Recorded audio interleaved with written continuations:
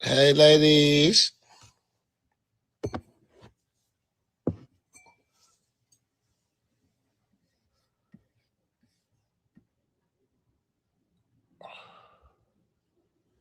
How are y'all pretty faces doing?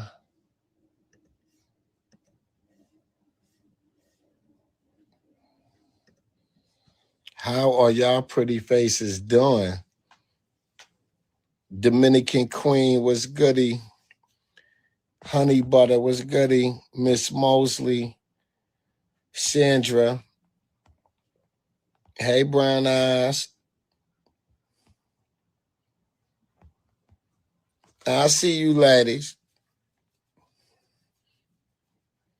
Renee was goody, girl. Hey, Tiffany. Cat Eyes. How y'all feeling? They said it's a blue-faced blackout today. Damn that nigga. God damn, I ain't watching that Jason Lee interview. Don't send me the link. I'm not checking it out. I don't know nothing about nothing going on with Jason Lee and Blueface. I don't know. I ain't even check out a goddamn clip. I don't know nothing about it. All I know is y'all goddamn pretty asses said no goddamn Blueface today. I ain't asking no goddamn questions. Please don't ask me none. Hey, ladies. What's goody? What's goody? What's goody? What's goody? F his alphabet community ass. God damn, Brown Eyes. Oh, no. Blueface is canceled on a Wednesday. No more rainy days, sunshine wash away. God damn. They said, damn him. Mm-hmm. They said, damn him. And Jason Lee, raggedy ass over there throwing logs on the goddamn fire. Jason Lee just over there throwing logs on the goddamn fire, they said. They said Jason Lee was entertaining that boy BS. God damn.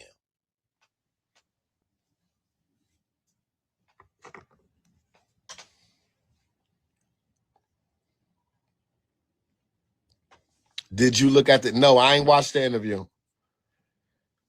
I'm not going to watch it.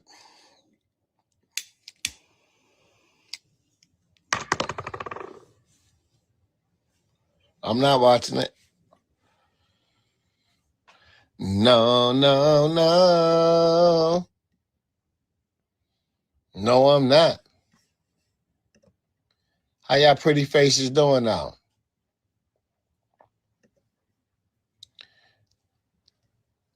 How y'all pretty faces doing? I see you, ladies.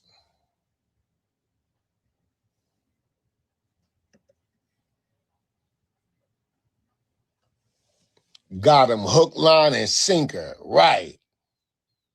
Hook, line, and sinker.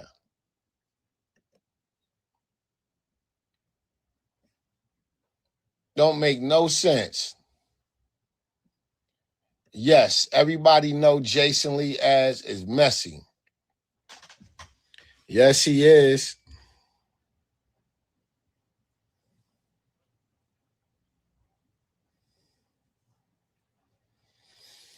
Tiffany, you is asking a crazy ass question you already know the answer to, girl. I am not even reading that out loud. Uh-uh.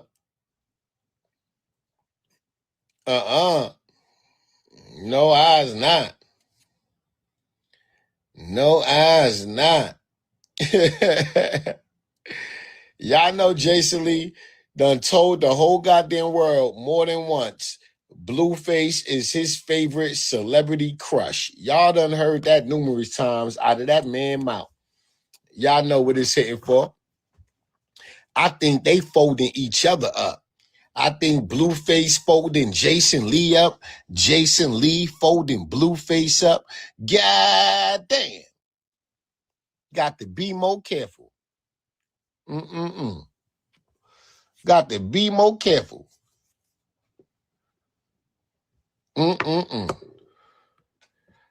I can see Jason Lee now folding Blueface ass up like a beach chair with his bitch ass. God damn.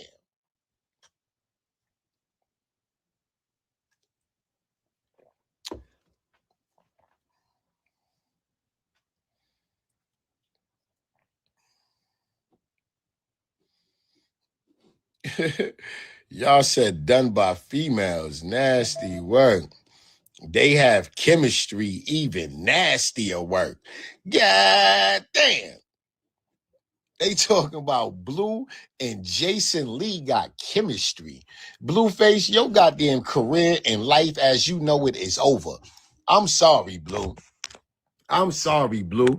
I don't know if you sucking dick or getting your dick sucked, but it don't sound right, Blue. Blue, it don't sound right, Blue. Blue, it don't sound right, Blue.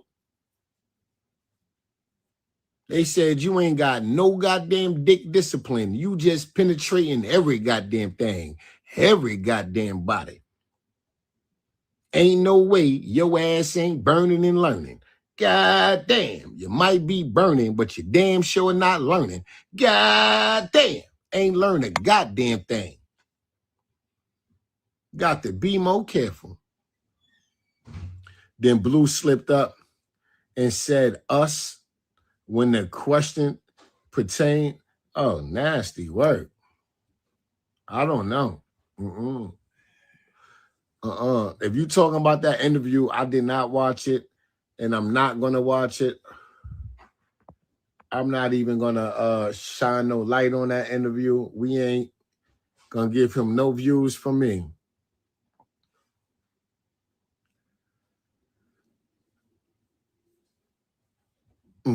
God damn. Zesty and messy. Brown eyes done said a whole lot. I don't even want to read that shit out loud. Hey, Lady E. T. Jackson. Hey, Renee. I see you pretty faces. This don't make no goddamn sense.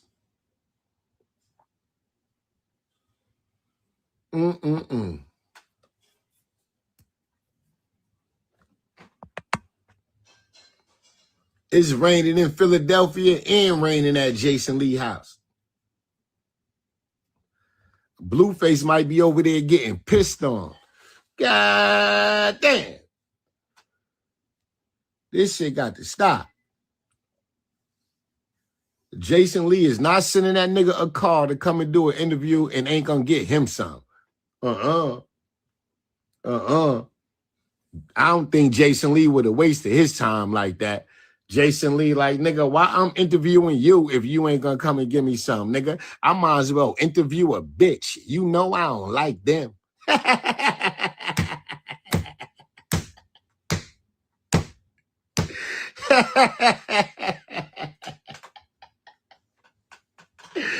I can't.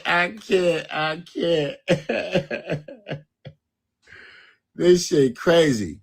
Jason Lee probably over there blackmailing Blueface for that dick. Then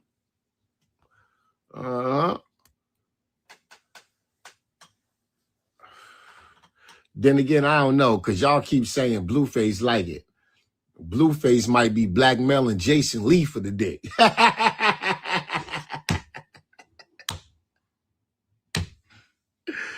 This shit got to stop. Why nobody has not served Blue yet? This is a brand. Yeah, this is nasty work.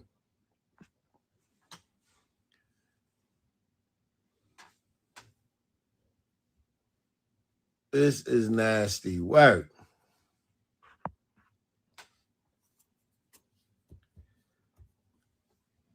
I see Pastor Mike posted Chrisean today. He posted a little reel.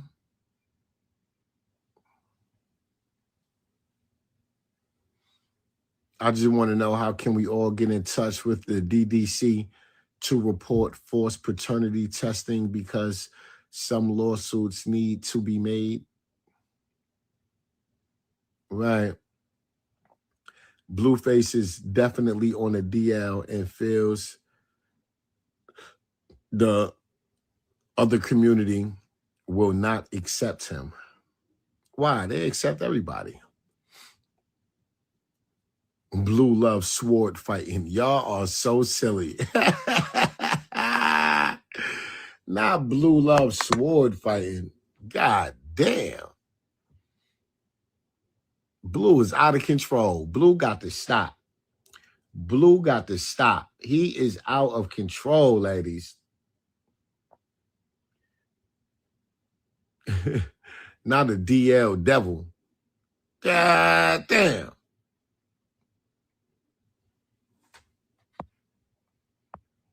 You hope Ronnie family sues him? I don't know why that boy is dragging Ronnie family into stuff. It don't make no goddamn sense. Y'all pretty faces said Blueface is canceled today. I am not watching the Jason Lee interview. I will not be reacting to it. I don't know what was said. I don't know what was asked, because I'm not going to look. Because I am not going to look. No, no, no. No, I's not. No, I's not. No, I's not.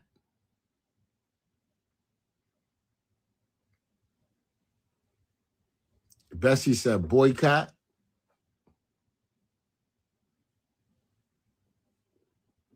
And Ronnie mom already said for Blue to keep her son name out his mouth once before. Right. Well, it sounds like Ronnie family need to be doing some suing then. But none of that means nothing. Blueface ain't got no money for nobody to be collecting on no goddamn lawsuit. So that'd be a waste of goddamn time. No, no, no. Don't make no goddamn sense.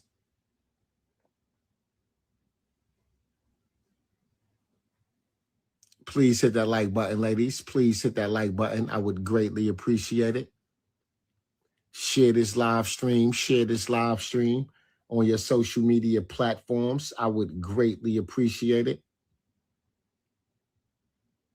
I would greatly appreciate it, pretty faces. We are live on YouTube right now. Please come on over to YouTube, My Everything, My Wife.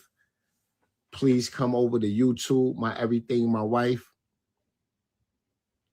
You will see me live over there. Please come to YouTube, My Everything, My Wife, ladies. We are over there. We are live over there. I would greatly appreciate it. We are live on YouTube, My Everything, My Wife.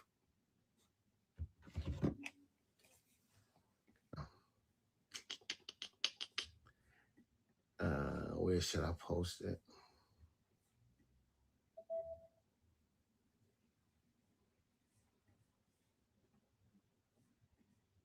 Actually, I'm on My Philly Bay. We are not on My Everything, My Wife. We on My Philly Bay.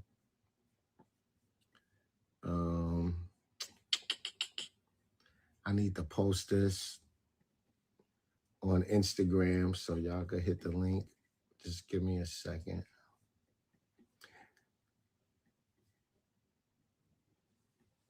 Blueface out here doing too much.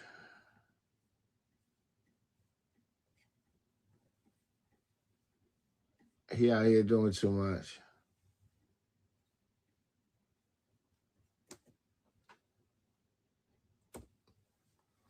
Now what he doing? He doing too goddamn much. Do y'all please make sure y'all follow my channel. Please make sure y'all follow my Instagram channel. The link is in my bio. That's where I post all of my YouTube links at. It's easy to keep up with me on YouTube. If you are following my Instagram DM channel, I post a lot of my YouTube links there.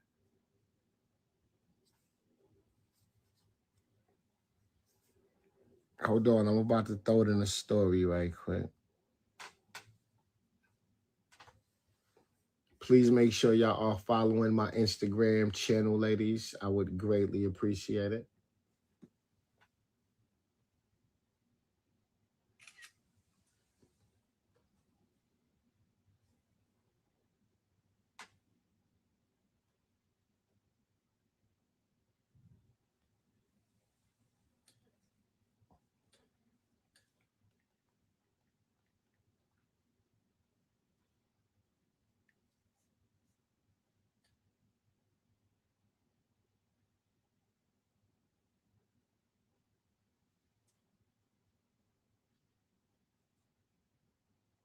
Wake up and get straight to that.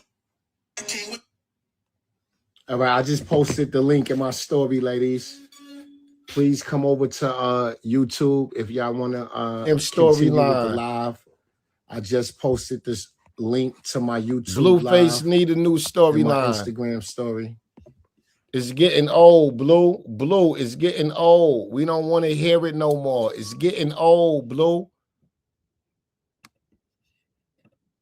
Blue is getting old. It's getting old, Blue. We are tired of it. Stop. Stop. Enough already. Just stop. Enough already. Please hit the like button, ladies. I would greatly appreciate it. Please hit that like button. I would greatly appreciate it. Welcome back to another one.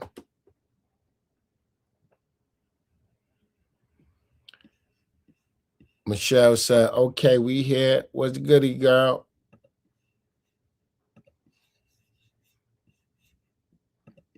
Yeah, Blue got to be stopped.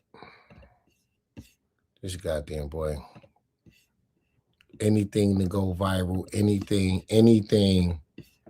He say anything. He just throwing anything at the wall, seeing what stick. He throwing anything at the wall.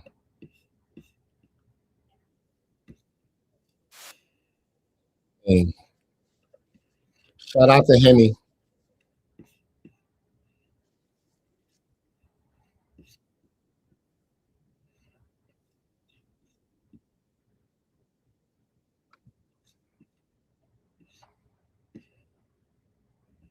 Shout out to Henny.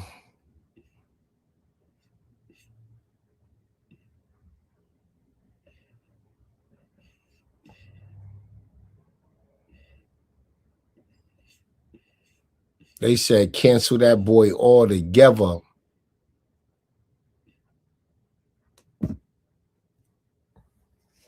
They said cancel that boy altogether.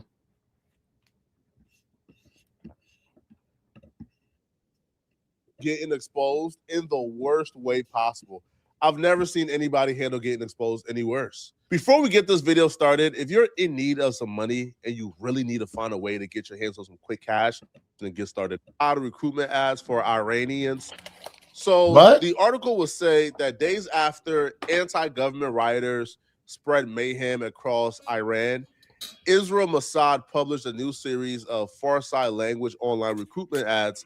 The Israeli Foreign Intelligence Services has taken partial credit for the deadly unrest, pledging in a December 29th Twitter X post that its agents were in the field with protesters. Wow. Now it is escalating its infiltration efforts by soliciting spies inside Iran and throughout the Persian diaspora.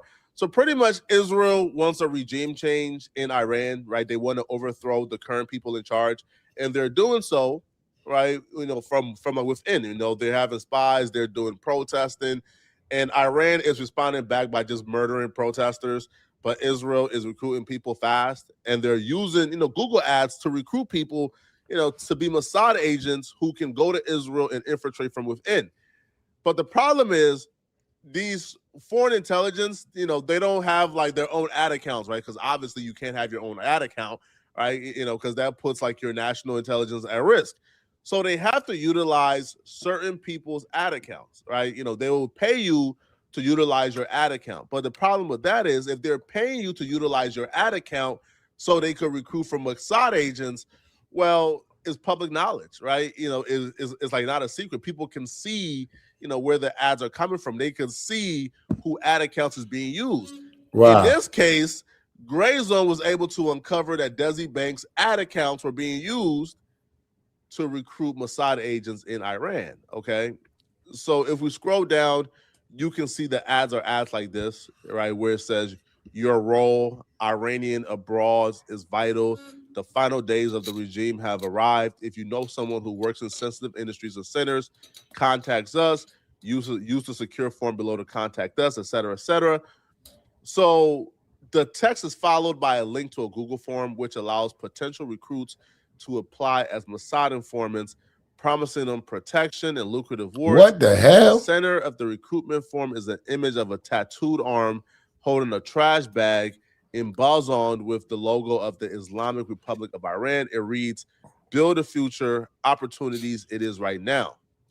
A separate Mossad recruitment ad was released on January 14th, which makes explicit reference to the violent upheaval inside Iran. Now, they were able to tie this back to Desi Banks, like through several things. So if you read an ad, the Mossad has placed several recruitment ads on YouTube and other Google-owned social media platforms through Desi Banks Production LLC. Here's an example of one of the ads that were ran on the account. This is like a literal ad. As you can see, the advertiser is Desi Banks Productions LLC. Now, the logical conclusion here is obviously Israel, probably cut a check to Desi Banks, probably, right? I don't know for a fact, but probably cut a check to Desi Banks to utilize their ad account. Like the possibility that Israel stole Desi Banks' ad account to utilize, like, come on, bro. Like, to me, that's improbable. Desi will maintain his innocence, and he will take to his social media to say that he don't know how they were able to utilize his ad account. He don't know what's going on. He has nothing to do with this at all. And he took to Twitter, and he wrote, "Stop believing BS. I hate that this is happening to me because I don't even know what any of this is. People are really getting fooled for clickbait." Bro, it's not clickbait. Like, there were actual ads ran on your account. I have kids, and I would never in my life be involved in something like this. Someone used my LLC without my knowledge. How? I don't know yet. So now Desi is saying that Israel used Desi Banks LLC instead of his ad account. That they created a whole new Google ad account with Desi Banks LLC. All right, man. But my team is digging into it right now. I have no idea who's doing this or why. I have never run, approved, or had any involvement with political ads or anything in another language. My business is already working with Google to remove anything that was done without my permission and to figure out how my company name was used. Stop spreading false narratives off random posts when you don't know the truth. The whole situation is confusing and frustrating, and I'm doing everything I can to get answers. This is sucks, dog, and no, I don't deserve it. I'll be real, Desi. If you had nothing to do with it, again, I'm telling you right now, bro. If you got nothing to do with it, then check somebody on your team, right? Because the possibility that these people found you, like to victimize, or they just found you out of everybody on earth to utilize your LLC, that's improbable. It feels like somebody in your team, or maybe you, probably, all right, sold out for a bag, probably sold the account for a couple. They pay a lot for some ish like this. Huh? To use my ad account? What, 100,000? Man, here. Not expecting for it to get out, and now it got out. All right. But now that it got out, I feel like, like Desi should have probably handled this directly with Google or with them. He even showed a picture of him going to the police station to make a report. But Desi is now not only trying to, get to the bottom of this, but he's also trying to control the narrative. He's setting cease and desist and threatening to sue content creators, you know, because they cover this. One person in particular is a YouTuber by the name of Think Peace Tribe. And here's what he had to say in regards to his back and forth with Desi Banks and his team. The first email says, and I quote, "Dear ForQuest Doc, I'm writing on behalf of Desi Banks and Desi Banks Productions LLC regarding your videos. Desi Banks unironically has Mossad ties, and Desi Banks refuses to say Free Palestine and texted me. Published on January 22nd through the 23rd, 2026, or any other related references and dates. The content contains inaccurate and misleading statements consisting of defamatory headlines / hooks, verbal content, and screenshots attempting to link Mr. Banks or his company to activities he had no knowledge of or involvement in. Crazy. Mr. Banks is in contact with Google and the proper authorities to address this misuse of his business information." Man, Banks full of shit. Banks was getting that money. Banks was getting that money. Banks full of shit. Nah. You was getting that money. Ain't nobody hacked that goddamn account. Ain't nobody hacked that goddamn account. I ain't going for it. Tell it to somebody else. I ain't going. I ain't going.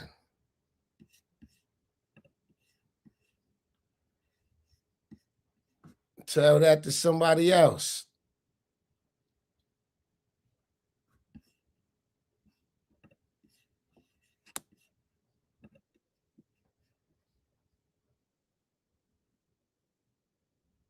You know what I'm saying? Like what it seems like. that's what it looks like, but you can't go by what you see. Right. With your eyes of the flesh. You got to go by what you see in the spirit. And what you see in the spirit is if God is going to take everything that people have used for her bad and make it for her good, right? Then what makes you think she's not going to be covered and protected?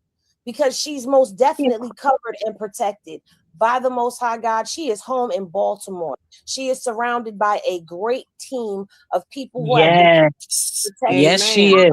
Amen. Yes, thank God. I don't know if you follow Coach Tommy or not, but Coach Tommy, he's the one that does a lot of the videography for them over there at the gym. And he caught a video one time of them escorting her. She is literally surrounded by men walking her to and from her car. So if they think they're going to try to pull anything on her in her town where she's protected, where she is loved and covered by God on top of that, they got another thing coming. And you know what? That's what they hate. You see, now he can't. Remember, he used to be able to manipulate and get to her. He really didn't have those kind of strong men around her to give her advice and to guide her. And no disrespect to her fathers, but I'm talking about strong men that raise troubled children, that go to their boxing ring. They know how to deal with these type of children. She didn't have that before. Now she has it. And he's like a daughter to her. So that means you answered your own question. You know, she have people around her. You think they're not looking and making sure her. Right. Shout out to Henny. Shout out to Henny. They on some cancel Blueface shit today, ladies. They on some cancel Blueface-ish today. They on some cancel that nigga today. Facts. Hey, Miss Lady.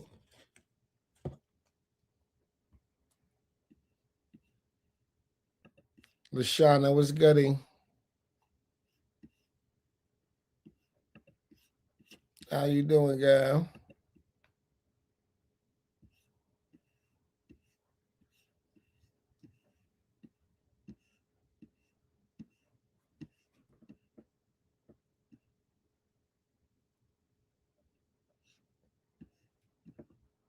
Camden, New Jersey was abandoned and left to rot. That sounds crazy.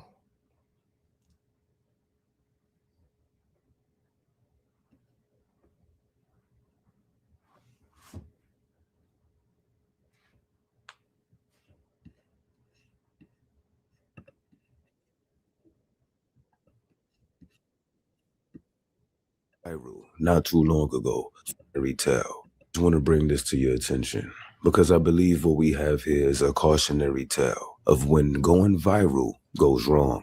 And the individual that we're speaking about today is DBG. Now, if you're not aware, a TikToker who goes by DBG recently went viral not too long ago for his unorthodox style of rapping.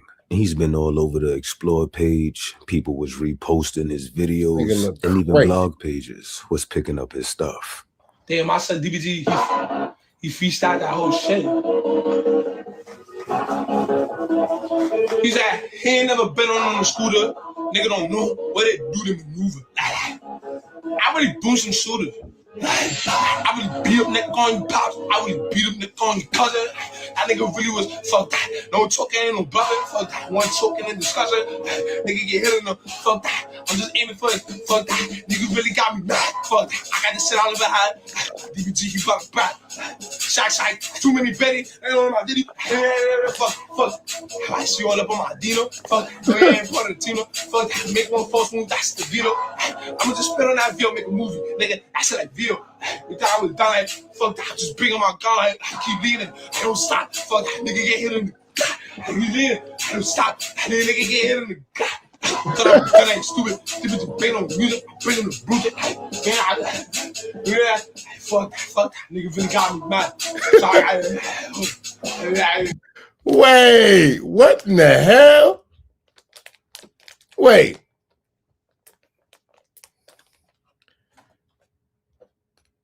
Nigga said freestyle. Wait, what? This ain't right. This ain't right.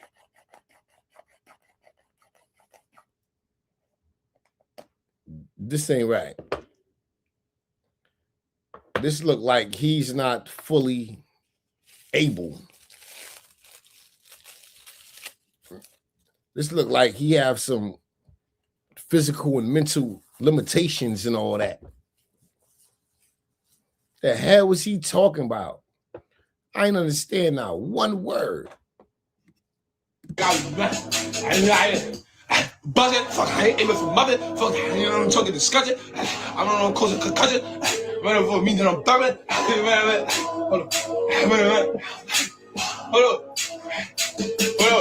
your man that he ain't coming back, nigga got hit in the tight, nigga got shot in the back, like fuck, nigga get too tight.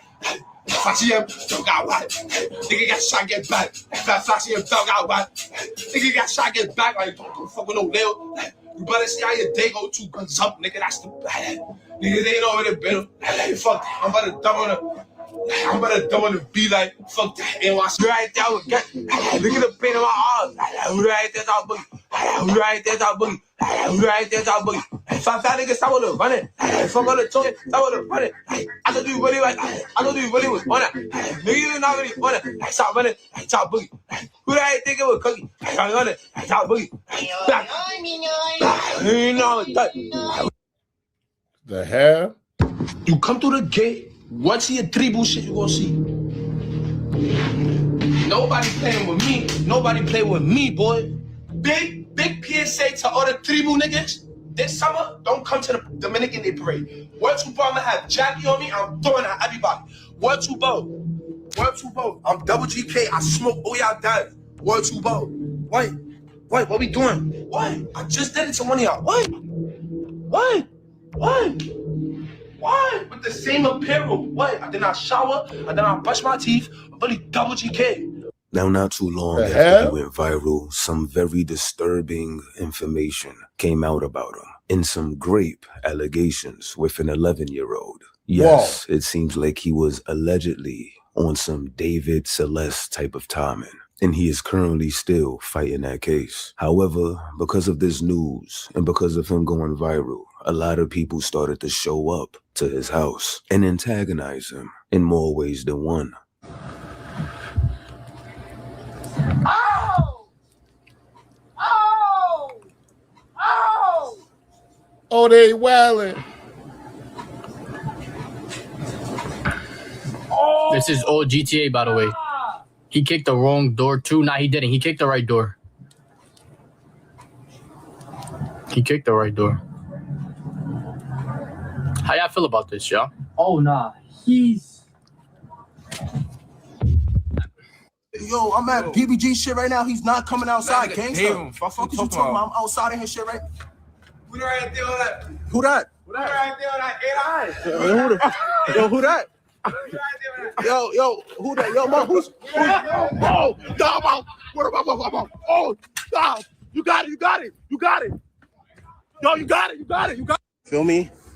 I'm on DVG block. The police right here. Look, feel me? And the city bikes is out on his shit. Yo, what's up, y'all? Where DVG at? I'm looking for him. Feel me?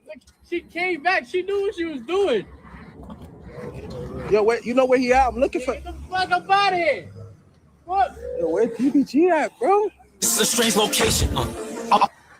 Where DVG at, man? We looking for him, gang.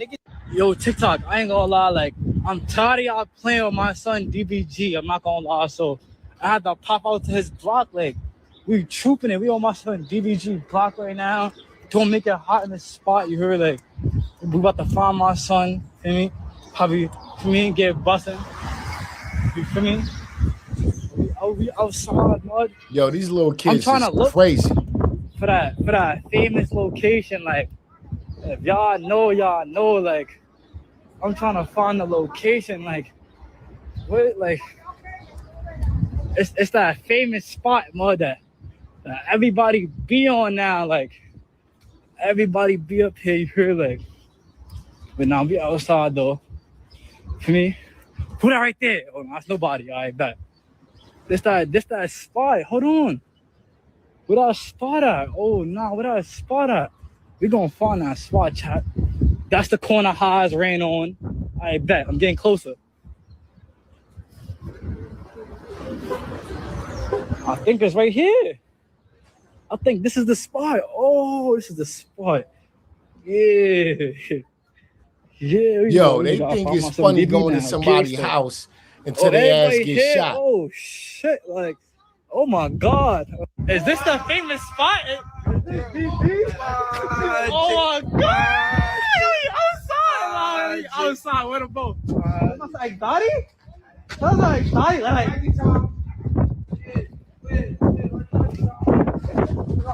Now at that time, he still lived with his mother, and with all of this going on, all of this unwarranted attention that she did not ask for, she started to complain. And as you can see from these videos, he started to go back and forth with his mother, sending threats and all types of shit. And, okay, not last night, the night before, niggas came there and they shot up with a gun. Last night they came at 1 in the morning, Peter, they almost got in the house. No, they didn't, bro. Okay, they hit Bro, you're lying, They gang. hit the door now, but Peter. So what? They broke my blick. Bro, that's all. You want to do all this shit? This is crazy. Yo, I'm trying to tell you, I see the vision.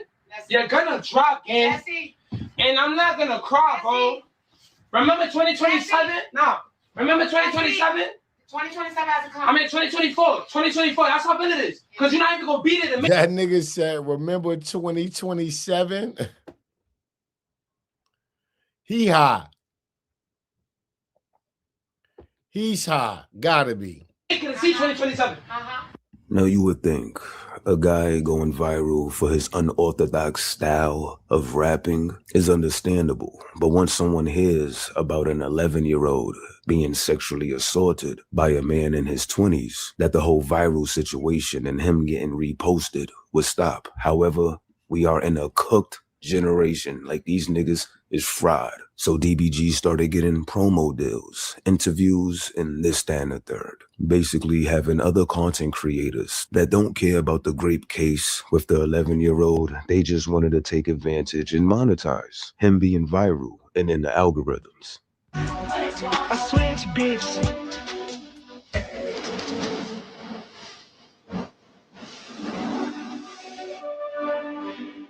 I'm here with DBG, why? where you from, gang? From East 180th and Hughes. Hey, gang, you got a type?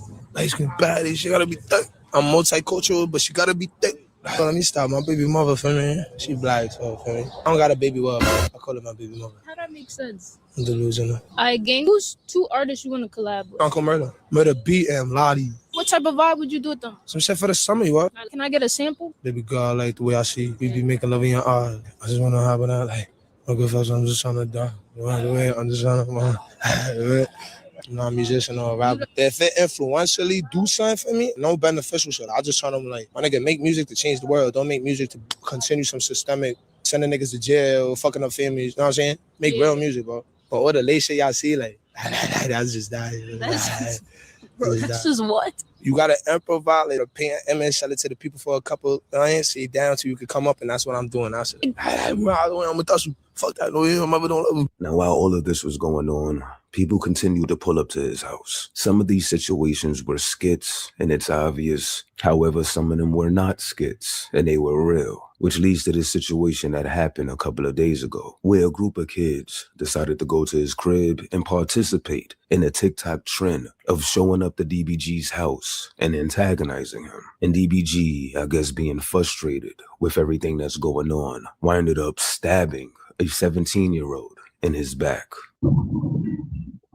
Oh my God, it's a couple of them. I'm out of here. They in front of his shit. Wait. They're in front of his shit. I did not see. No, they're in front of his shit. I don't want no beef. Look. That's the boys. I don't want no beef, Mud. No beef, Mud. I'm gone. They in front of his shit, Mud. It's clip.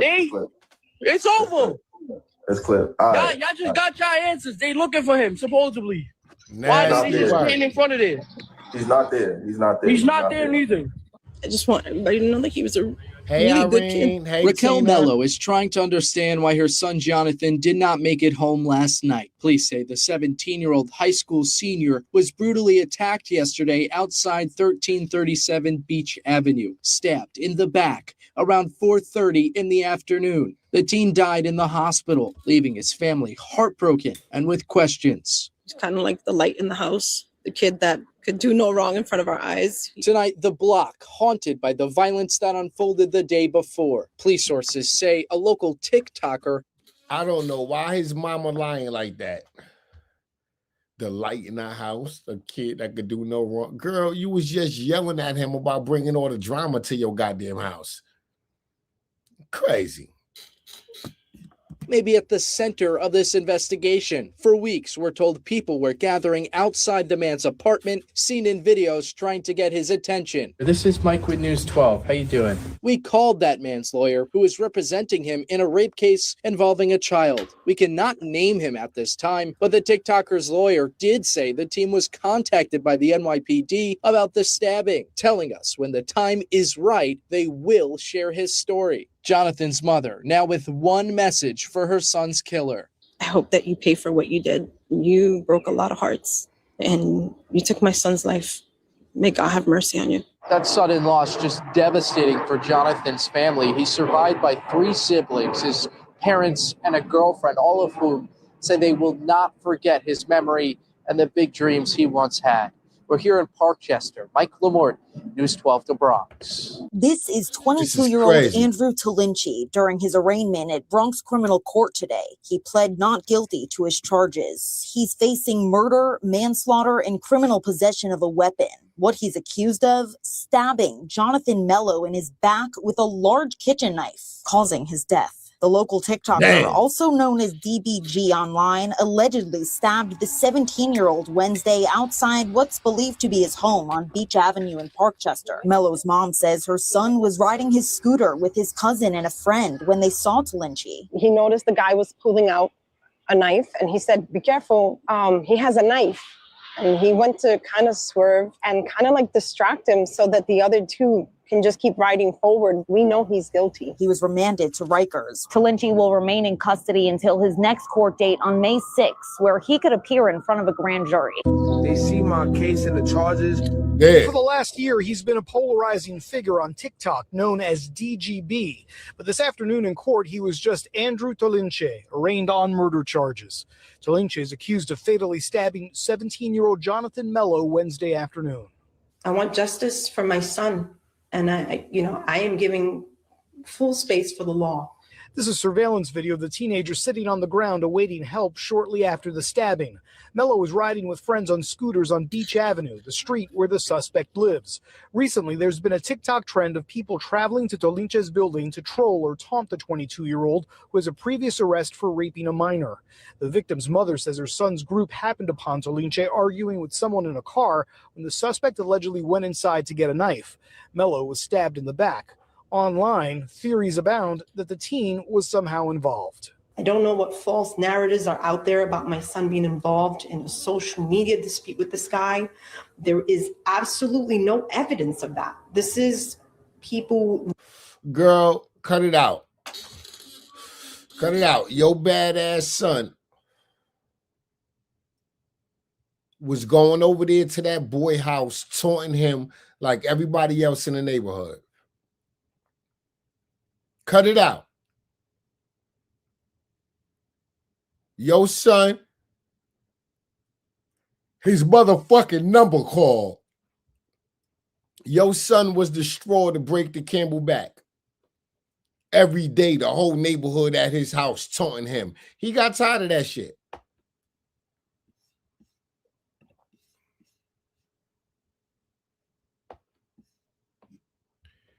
This is crazy because yesterday one of my employees got arrested for raping a 10-year-old and he is 23. Wow. Damn, girl, where the hell you work at? Shit. God damn, girl. That might have to do a background check on all them niggas again. Hold on now. Send them niggas to HR.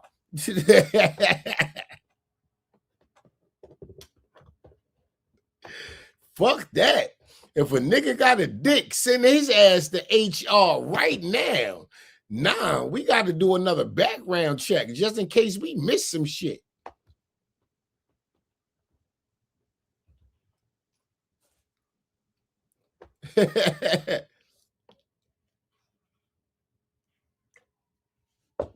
That's crazy. God damn.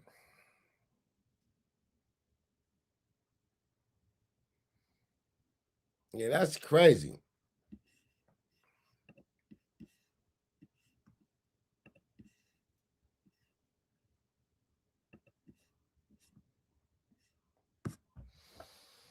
God damn.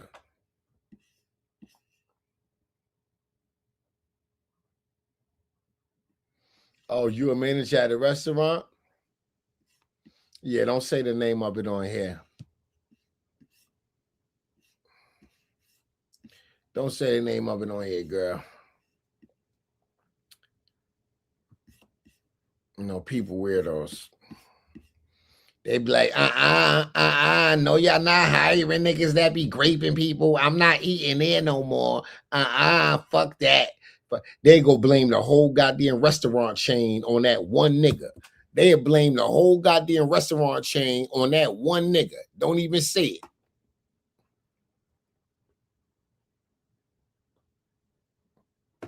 You know how this internet shit go, all this fake outrage on this motherfucker.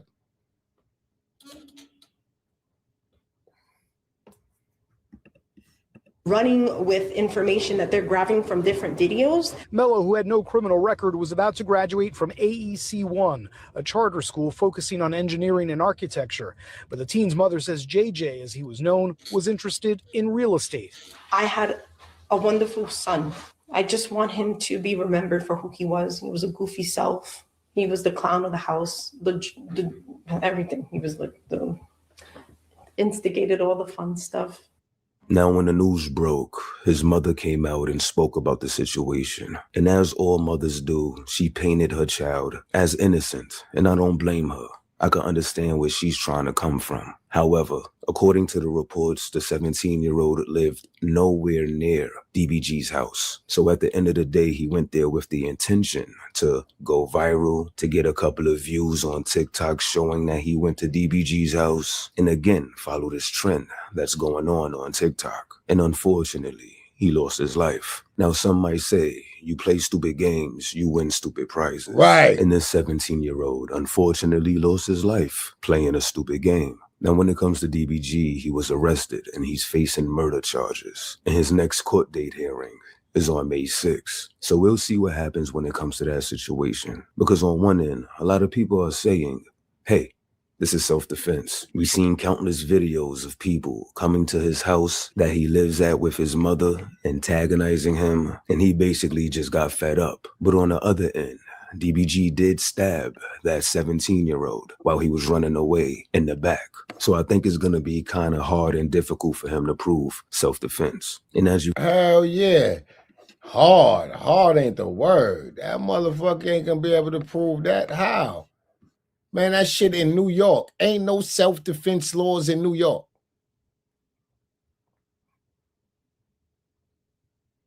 New York ain't even trying to hear that. There is no stand your ground in the state of New York. You do something to somebody, your ass going to jail. Nasty work.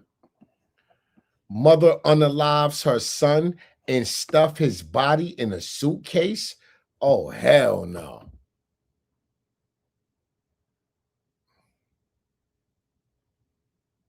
It's crazy.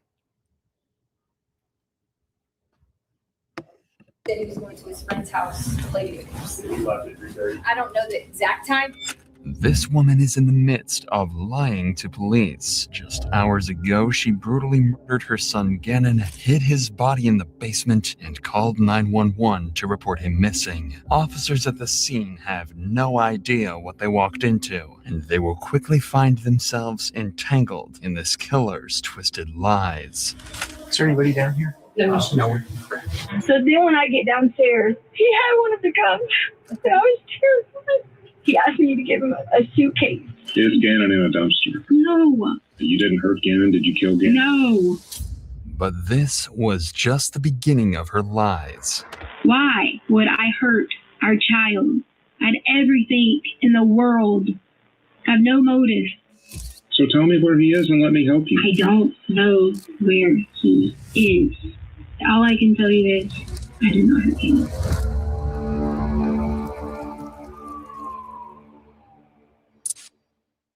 In the early hours of January 27th, Letitia texts her supervisors at Widefield School District 3 stating that she cannot come to work. Allegedly, her stepfather was killed in a hit and run, and she has to tend to his passing. Nearly 6 hours later, at 9:56 a.m., Letitia sends another text to her employers. This time, she states that Gannon is sick and she needs to stay home.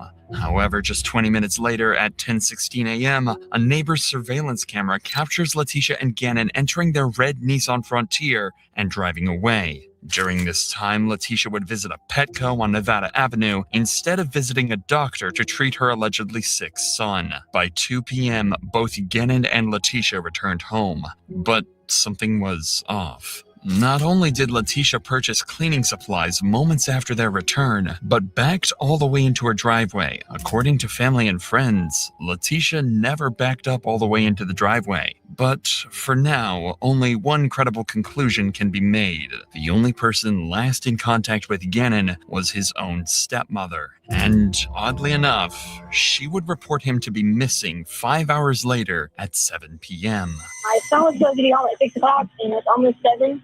And we went to all his friends' house. He said he was going to be at his friend's house, and they said he wasn't there, and the other one said he never came there. So I don't know any other people to call and ask. And I talked to my husband, so I told him I had to call you guys as fast as I could because I don't know anyone else here that he could be. He's only 11.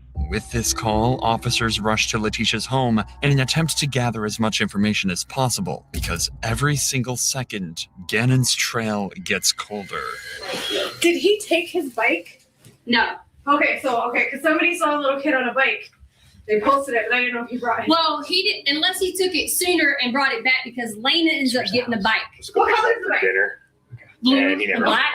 They thought he was at his friend's house. He was like, Yeah, there's and he never one went to his picture friend's someone house. said he was on. Okay. And he was taking the switch. For someone who just realized their son is missing, Letitia is strangely calm. Not only that, she states with her initial alibi that Gannon was visiting her friend, which is clearly a lie as Gannon never left the home after his return. Undoubtedly, something is very wrong here. But for these officers, Letitia is nothing more than a concerned mother as they continue to search her home.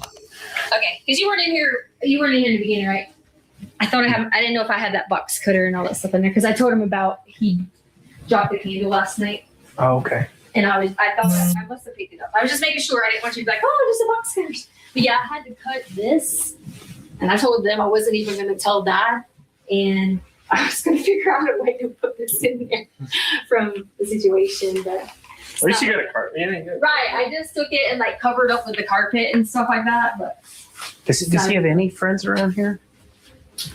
there is let me look on this thing. He did have this one like book thing. That's where you're supposed to be at down the road. But they checked that already? They went over there and talked to him, and they're like, no, we haven't seen him at all. Oh, okay. He did have this like And you talked to parents, right? You didn't talk to yeah, Connor's mom came over, who is a friend he hangs out with all the time. So they come over. The people here, the friends, they were just the ones that were at the door with the bike. Okay. They came over. A bunch of people came over. Keep in mind that officers have not yet completed their house search. They have only gone through the home superficially. Yet, oddly, Letitia is trying her best to keep them restrained to two sections of the house. The living room, where there is a burnt piece of carpet, and Gannon's room. This strange behavior would only worsen as Letitia is committed to keeping the officers where they are. He forgets to like bring this or bring that or bring this or bring that. You know? Still good.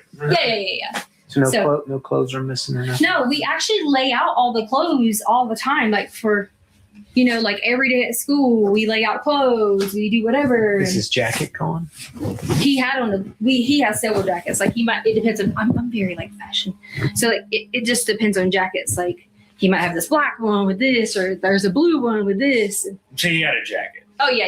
Okay. Several jackets. Like you see the kid has, like tons and tons of clothes, and he just, Okay. he has all that stuff. So There was a weird text that Dad got about something about 90 bath pounds, salts. And hey, if you And then I if sent you that can get some picture bath that- salts, do we have any bath salts? Yeah, And my friend will let me play Sonic or something at their house. He sent that to his dad. Yeah, I got it. And then Mom goes through everything, finds this part. Yeah.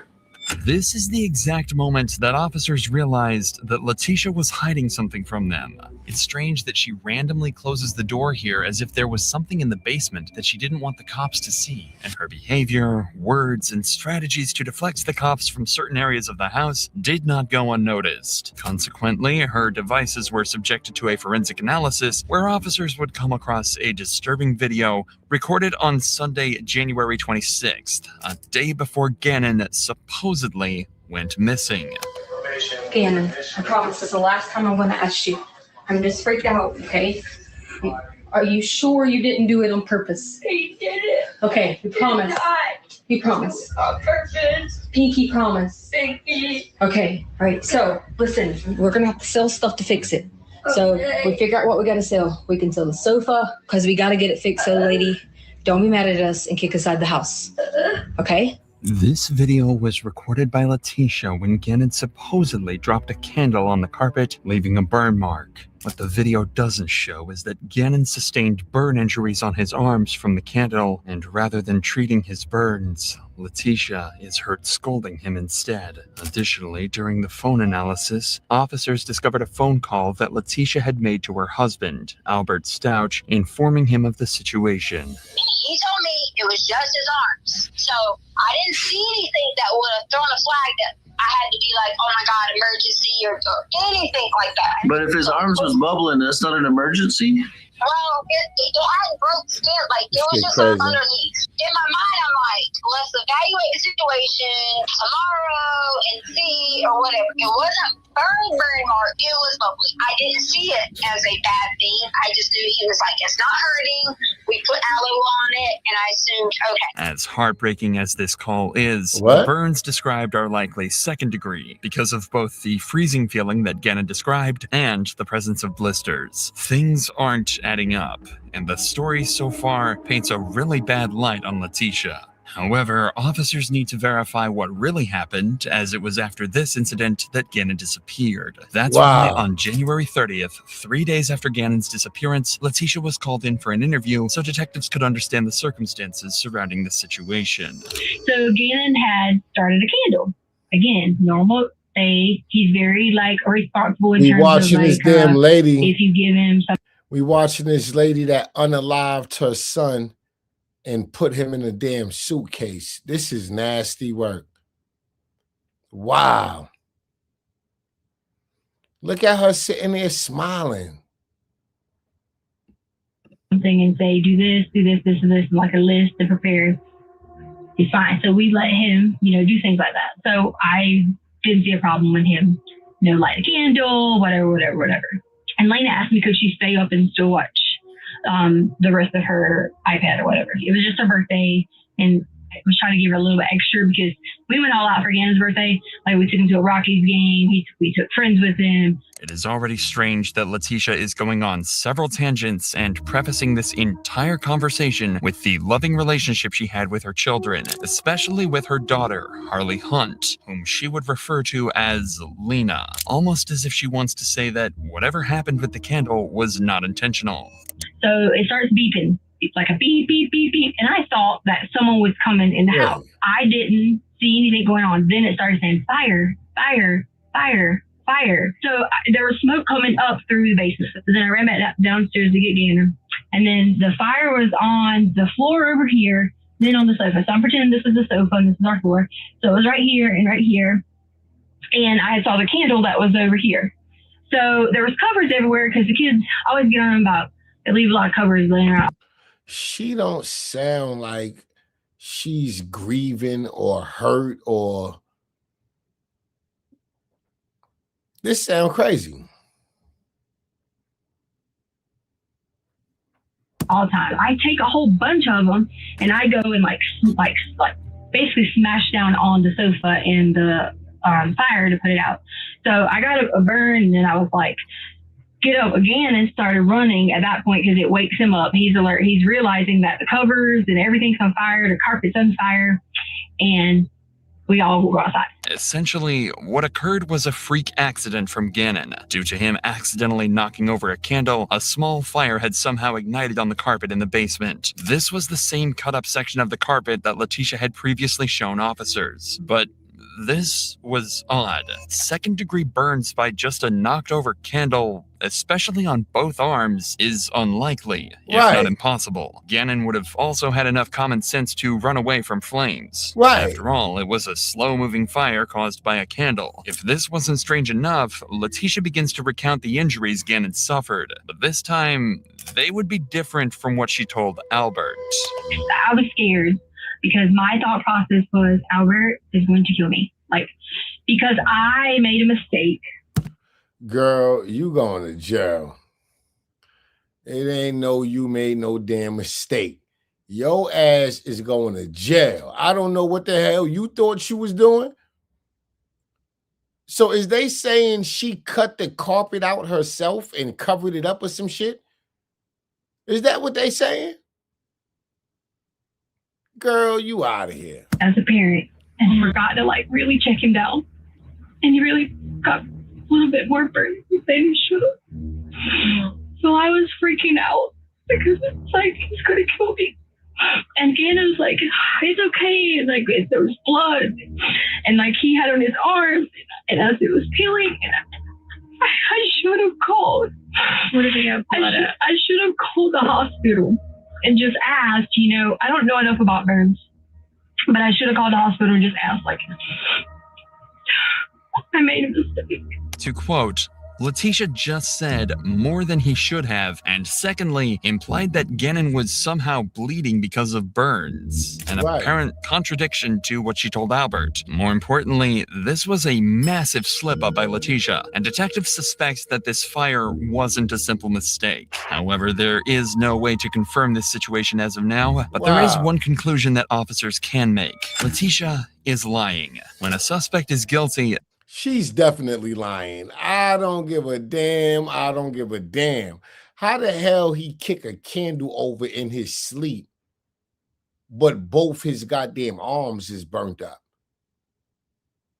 Make that make sense. You saying he kicked the candle over by accident in his sleep. The first thing that would burn is his goddamn feet. Let's get that part straight. So he kicked the candle over in his sleep and burned his arms? Both arms at that? Both arms? So he in a deep sleep so much, when the flame reached one arm, it ain't wake him up? He's burnt down both arms?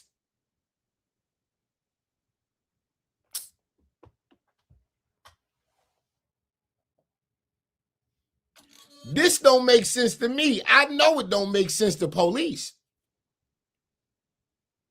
I know it don't make sense to police. It can't make sense to police.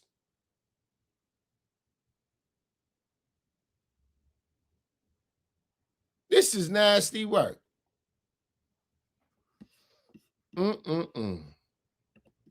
they often make major changes to alibis as opposed to someone who is innocent and has little variation in their story. In Letitia's case, she changes major details about the candle incident, especially her response, which was recorded on her phone, which sets off a series of red flags for the detectives as they now believe that she might go as far as changing her original alibi about Gannon's disappearance too, and begin to question her about it. If this assumption turns out to be true, there is a high likelihood that Letitia is withholding even more crucial information. He goes in through the garage. I go in. I'm getting ready to put up the things, stuff like that. As we got inside, I heard something, but I didn't think anything about it because I thought, maybe Gannon was like doing something. Maybe we were like doing whatever. Mm-hmm. What you mean doing whatever? And the guy was in there, and I gave him the code. The guy from the... Yeah, it's all my fault because I gave him our code to fix the carpet. Okay. And then when I walked downstairs, I hear something again. Well, at that point in time, Gannon was on the sofa and I saw him and I heard something again and I walked on around and he was standing in there. He had on gloves. In the storage closet? Yes. Okay. He had one of the guns. Okay. And I was terrified. Wait, what? So terrified. And then he just knocked me down and like towards Gannon's room. And he was hitting on me. It was hard, on the ground. Okay. He was trying to break me. Exactly as predicted, Letitia's alibi has changed from Gannon visiting a friend's house to having an intruder break into her home. But this would only be the start of her outrageous lies. Wait.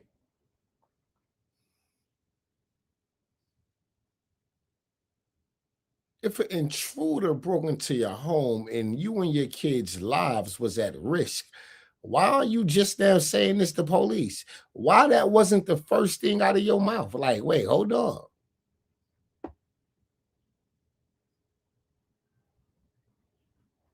Girl, your ass is out of here. Your ass out of here. According to her, confrontation with this stranger escalates. And I'm pleading and talking and all these things going on. Mm-hmm. Just back and forth with him. And why are you doing this? Why did you hurt us? Why are you doing these things? And then he was on top of me again. And then I kind of lied out again because he was hitting my head again.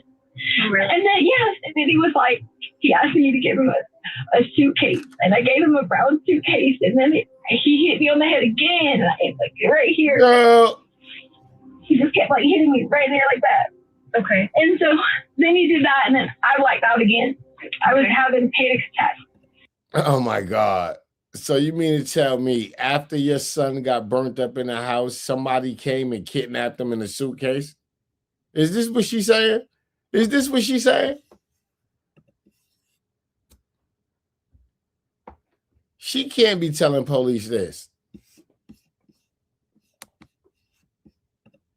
Lady, you are so full of shit.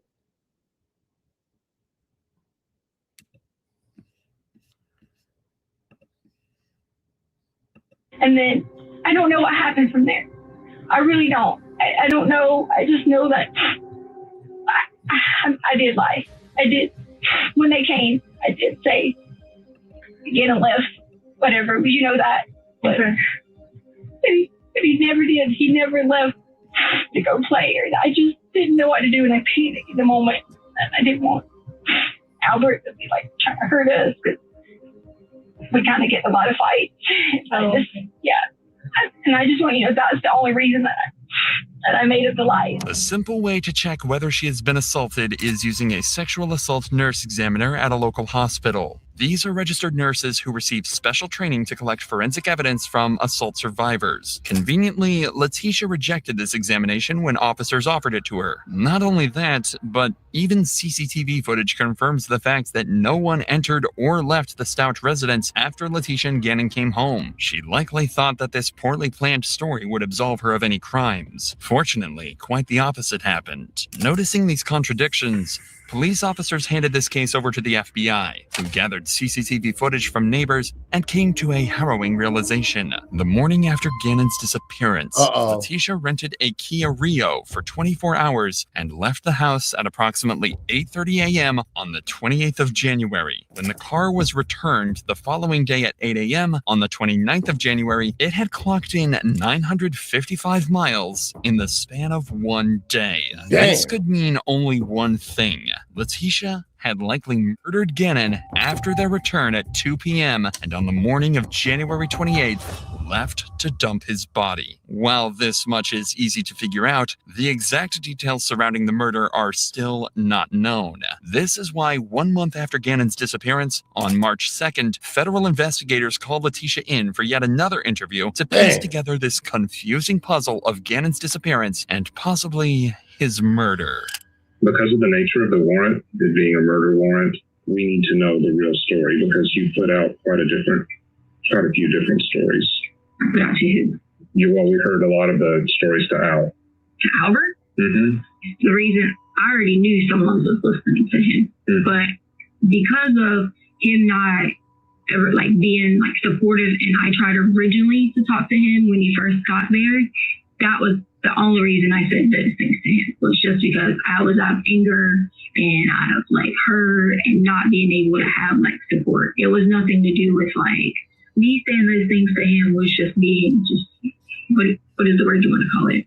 Selfish or whatever you want to call it. I did have originally initial different thoughts on certain things, and that was me trying to basically read him and try to figure the situation out. So I understand that you may have heard those or whatever you may have heard, and that's okay, because that totally was not. What Letitia is referring to hearing are rumors about the friction between her and Albert. Since he was a National Guard, Albert was rarely home, and Letitia felt he gave little attention to her. This had resulted in instability in their relationship, which Letitia initially denies as being small apprehensions she felt about him. However, when the officer confronts her about odd searches on her phone, she goes into a state of absolute panic. In here I even have what you entered in your phone. The stuff that you've entered and deleted, blood is spurting from an arterial bleed, direct pressure not controlling. What? I didn't look this up. It's from your phone. Blood is what? Spurting from an arterial bleed. No. Somebody did from your phone. I don't like my stepson. No. I don't like my stepson. Should I get a divorce? I'll stalk cheating. I'll stalk Instagram. I'll stalk cheating in Colorado Springs. How to get blood out of sheets. Out of sheets? Mm-hmm. I want immunity. Oh, the blood out of sheets was because we always had always nosebleeds.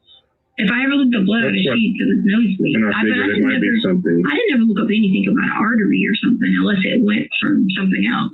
It's on your phone. And I never looked up anything about my stepson or someone else did. The searches that the investigator just named would only be a few of the 34 searches that Letitia made between the 25th and the 28th of January, which is the exact time frame that Gannon went missing. Conveniently, she would have an excuse for every single one of them. The reason I brought up gangs is you looked up, I want immunity because it was gang related. And this sounds like find me a new husband, find me a rich guy who loves to take care of his kids. The new husband is just because Albert already knew that was about the lady Debbie Sherrill who wanted to find a new husband after 35 or something. He picked me about Amazon. Like a lot of these can have nothing to do with this. It doesn't. I get it. I'm doing all the work for my stepkids and their mom doesn't help. Oh, that bothered me. Yeah. Yeah, I don't blame. Oh yes, because I wanted them to be mine. Like, one day, some people will wish they treated you differently, which I get that. Parenting should be for people, not one. As a societal person might say. I mean, these make me very sad when I read them because I can see you're doing all the work at home by yourself. which I wanted to be there. Like, I wanted to totally have the kids as my children. That's the point you're not getting. Like, I wanted those kids to be saying to me that I'm their mom. Yeah. Like, I'm the person who cares for them, loves them, everything. If these were not incriminating enough, investigators also found 12 deleted search terms in Letitia's iPhone, all of which pertaining to her wanting to find a new husband and being sick of being with Albert. What do you do if you suspect a person swallowed poison? Did somebody actually swallow poison? Poison? I don't know. I always click things and read them. No one Did somebody swallow it? No one swallowed any poison. Okay. You will never forgive me and treat me like a princess. You'll never know when it's too late. Oh, yeah. What? I mean, I always search for things when Albert was gone. What is an Alford plea? Did you figure out what an Alford plea was? Alford plea? Yeah. I think someone asked me that and I probably searched it. Do you know what it is? Yeah. You remember? What did you remember? I don't remember. I just remember something. Because someone was writing that online. So if anyone wrote something online, I looked it up. Just like the other day, someone wrote something about FBI coming or something, and if I see something online, I always Google. Usually when a suspect undergoes a criminal trial and is found guilty of a crime, they are given a maximum sentence. However, there is a legal loophole to avoid this. If a suspect pleads guilty, yet remains adamant that they are innocent, then they are not given a maximum punishment. Instead, they are given a known punishment for a crime. This is known as the Alford plea. But as always, Letitia has a convenient story for a search as incriminating as this and continues deflecting any and all evidence. Because of this cathartic behavior, the detective decides to reroute the conversation elsewhere. A preliminary investigation of the house found blood splotches covering the rear of the truck, Gannon's living space, and even the cut-up carpet. I've seen the markers from the spray. The spray went from the bed all the way up here. Well, you had to clean it up. I don't know anything about that. It comes from aspirated blood. Okay. Do you know what that means? No. It means that he didn't accidentally do it. Okay. Whatever. So that's what we were waiting on for the warrants because somebody struck Gannon in the bed. If someone struck Gannon in the bed, thank God we were all drugged then. If that's what you're saying happened. Well, then can you tell me how that blood got on the wall? Sure. That's Gannon's blood on the wall. Okay, well, I guess, sir, if you think you have all the answers, then You're making me guess. I'm not. You've got the answers. I'm not making you guess, sir. It doesn't look like This it is doesn't. wild. Have you ever watched Criminal? So was Gannon her stepson? No, I don't think Albert is black. Gannon is her stepson. Is that her husband's son? Was she jealous of the son, didn't want the marriage, so she harmed the son? Is that what it is? I missed the beginning because I had to answer a phone call. It was important. So I missed the very beginning, like the first 2 or 3 minutes. So the backstory, I'm like lost. Lines or profilers. I don't watch any of that stuff because I don't do bad things to people. You know, good people watch those shows. I don't do any of that. I don't do bad things to people. Right now, you're the last person with Gannon. I don't do bad things to people. I don't. I don't think you do bad things to people. I don't do bad things to anyone, and I didn't do anything bad to Gannon. I think something bad happened to Gannon, and I don't know of a way to get you to tell me about it. When Gannon returned home on the 27th of January, a doorbell camera had captured audio of neighborhood dogs being sent into a frenzy by what appeared to be Gannon screaming.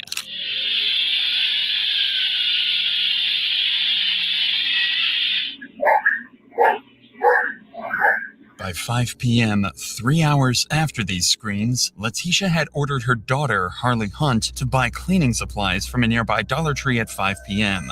These included baking soda, vinegar, trash bags, and carpet powder from a nearby Dollar Tree. The baking soda and carpet powder to absorb the odor of blood and clean minor stains on the carpet. The vinegar was bought to remove deeper stains on walls and act as a disinfectant, and the trash bags to hide Gannon's body. A body that officers had missed by mere inches and had been hidden away in some part of the basement or garage. And every single location that Letitia showed officers, the garage, the carpet, and Gannon's room, were all locations that Gannon had bled in. Not only that, her searches about human anatomy from before indicate that she stabbed Gannon in the artery, which resulted in arterial spray, after which Letitia desperately tried to clean up the evidence of her crimes. This is also the reason she had backed up all the way into her driveway, as the rear end of her vehicle was filled with blood, indicating that it had taken place prior to them returning home. Knowing that the investigator is catching on to this story, her initial attempts of feigning innocence now turn into desperate attempts to deflect everything that she is told. Why would I hurt our child? I had everything in the world. Why? I have no motive. None. Don't have the first motive. Everything I wanted in my life, I had it. Why? Doesn't make any sense. It doesn't make sense a lot of the time what happens inside of a house. And sir, I don't even know what you're talking about. All I can tell you is I did not hurt him. Notice that she uses the word motive, which is often terminology that is used by law enforcement when charging a criminal, corroborating the facts that she had done her due diligence about the law in case she got caught, just like her searches about the Alford plea. Regardless, the investigator knows that there is a limit to how much she can refuse cold, hard facts, and begins to pressure her even further by promising her that he is more concerned about Gannon's safety rather than her crimes. I do want to help, and whether you did this or not, it doesn't matter to me. With all the evidence that they have, the reason why it took so long is the district attorney wanted to wait and wait and wait till they made sure they could win in the courtroom. Okay. And I've done no body homicides before. They have more on this case than we do on most of them. Okay. But if you have what you need, why do you keep asking me? Because our goal is to find Gannon. Our goal is not to prosecute you. That is the district attorney's job. We're investigators. And like you've just seen, I do a poor job about half the time because I have to guess. Because as much as we tried to track you with your cars and your phones and whatever else, there are gaps. We do have, like I told you, the blood in the house. We do have, do you know about the board that was thrown in the forest? Letitia? What? I'm sorry, sir. What? The board that has Gannon's blood on it that was thrown in the forest. Okay. So all right, so what? You got your DNA on it. Presented with such overwhelming evidence, a suspect would usually crack under the pressure and allow themselves to be arrested. In Letitia's case, however, not only does she keep refuting everything the detective has to say, but even goes as far as accidentally giving him even more incriminating information. The blood that you or your team allow people to be in the house. That has no bearing on this. Okay, well, if it doesn't, then okay. It doesn't. Okay, so Are you ready to tell me the last time you saw Gannon? maybe check one of them, because I bet you they can tell me the last time they saw Gannon, even though it was months before. Your answer. I bet Al can tell you the last time you saw Gannon, even though he didn't know that was going to be the last time. I guarantee you he's got an image of Gannon. And you were the last one looking at Letitia. Okay. Now, Letitia has just agreed that she was the last person who saw Gannon. Not only this, but throughout this interview, she has also admitted to Gannon's injuries, blood locations, and motives. With all of this information that Letitia herself provided, this was less of an interrogation and more of a confession of murder. Damn. Letitia was a broken individual. She cast aside her husband and 2 children because of 2 major reasons. 1, Albert's job in the National Guard made her resent him and wish she was married to someone better. 2, her extreme inferiority complex towards Gannon's biological mother, Landon Bullard. It was later found that during the candle incident, Gannon had wished for his mom to be present, which sent Letitia into a psychotic break, and she attempted to mask a murder in the form of an accidental fire. So that was her stepson. Wow. That was the stepson. Wow. She ain't shit. You got a good man and you unhappy because he in the military. That man military benefits bought that goddamn house and providing a comfortable life. I guarantee you couldn't keep your kitty cat to yourself. You want a divorce because he in a military. Girl, please. You want a divorce for the same reason you married the nigga. Go figure.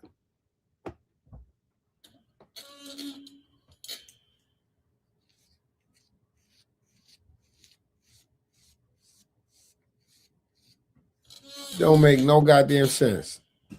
This failed attempt only added fuel to the fire, so the very next day she called in a vacation from work and spent the day brutally murdering Gannon and erasing any traces of her crimes. With these findings, there was no escape for Letitia, and 8 days after this interview, she was officially arrested for her crimes. And while being transported to a county jail, out of pure frustration and insanity, she turns to the only other option she has, becoming a fugitive.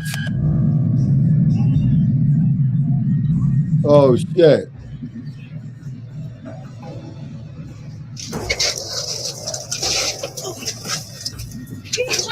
She keeps threatening me. Stop. Well, she keeps threatening me. Stop it. Well, she keeps on threatening me. I have stopped her. She keeps on.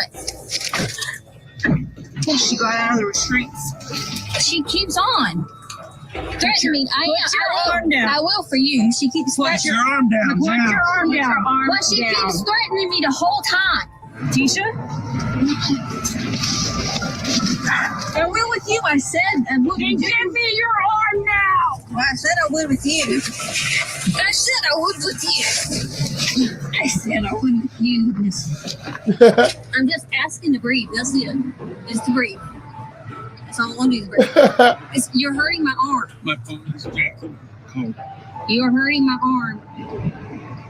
You're hurting my arm. I just want my arm. It's hurting my arm. Just let my arm up. It is ironic that Letitia complains about not being able to breathe, about how her arm hurts and how she's uncomfortable. Yet, when she did even worse to poor Gannon, she was filled with nothing but ecstasy and couldn't help but laugh in the face of the officers. Even more tragically, the circumstances that Gannon's body was found in would prove that his death was not instant. It was slow and painful. On March 17, 2020, 49 days after his murder, a maintenance worker found a suitcase under Escambia Bay Bridge in Pace, Florida, 1,300 miles away from the Stouch home, and inside was Gannon's body. Autopsies done on the body showed high levels of acetaminophen and hydrocodone. While these are generally pain medications, hydrocodone was never prescribed to Gannon. It was prescribed to his father, Albert Stouch, who kept the prescription hidden in his nightstand, the location of which only Letitia was aware of. This means he was forcibly drugged to reduce the pain of his injuries, possibly in an attempt to fuel Letitia's sick fantasies. However, this was not the end of it. A gunshot wound in his jaw meant that after Letitia had her fun, she ended his life almost immediately. Wow. Hey, what happened? Wow. That was crazy. And they shot him. Wow. This is 22-year-old Alyssa Blackburn, and she just returned home from walking her dog to find her boyfriend shot and barely alive. That's it. I don't know how I couldn't touch my kids. When deputies arrived, Alyssa would initially claim his injuries were from a violent drive-by just minutes earlier. But it wouldn't take long for them to start noticing holes in her story. She's frantic. I think she knows more than what she is saying. I said the same thing. I was like, for all we know, she smoked his ass. What deputies didn't realize at the time was that Alyssa never walked her dog. In reality, she had been right there witnessing the entire shooting up close. As the investigation began, detectives would uncover a meticulously planned homicide and a tragic conspiracy, with Alyssa right in the middle of it. First they got a witness saying they observed a white male run out of the house with a gun. Why are you lying to me? You understand me? Stop. Don't start lying to me. He said, mother, I ain't gonna shoot you, I ain't gonna shoot you. And he was shooting him the whole time. And it was all over this damn female. It's all over a girl. You literally have one opportunity to talk about this, otherwise you are. Wow. Earlier that morning, a driver in a black sedan had reportedly opened fire on a home in a small neighborhood. Hours later, at around 2:00 p.m., the sound of gunshots would be heard again, but this time followed by a young man's anguished cries for help. Quickly, officers were dispatched to the scene, racing to piece together what had just unfolded.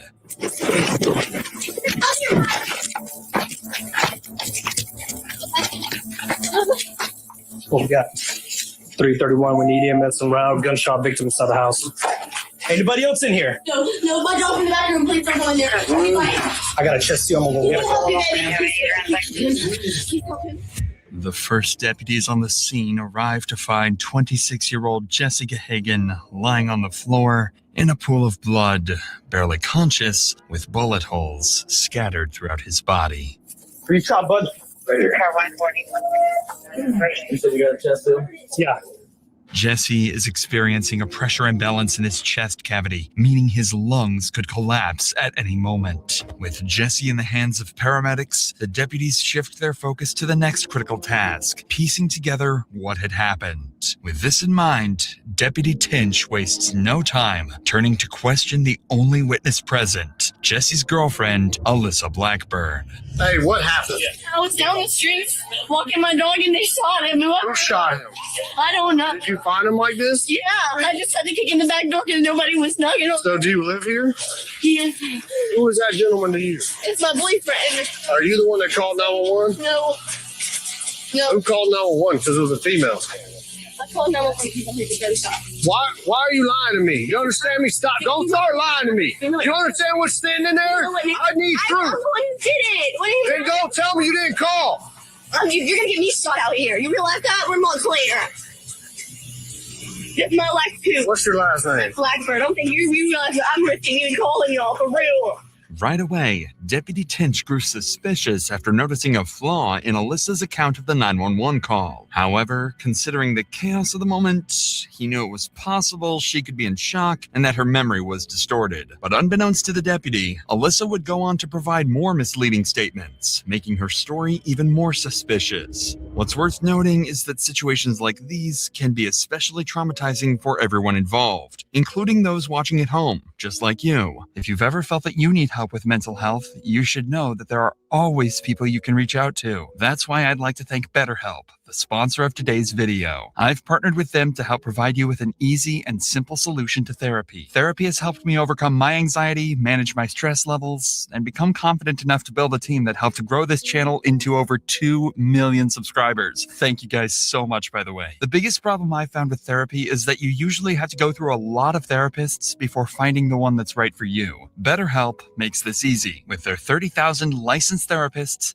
BetterHelp will match you with someone who understands your needs the best and gives you a safe space to talk. And if it's not right the first time, you can switch therapists as many times as you want. No hard feelings. So if you're struggling, consider joining BetterHelp. Start fresh any day of the year with BetterHelp. Click the link in the description or go to betterhelp.com/DrInsanity and get 10% off your first month of therapy. With that said, let's get back to Alyssa. Even though her inaccurate account of the 911 call was suspicious, Deputy Tinch knew it could be due to her frantic condition. If anything, this just made him want to know more. Before you left to walk the dog, was he by himself?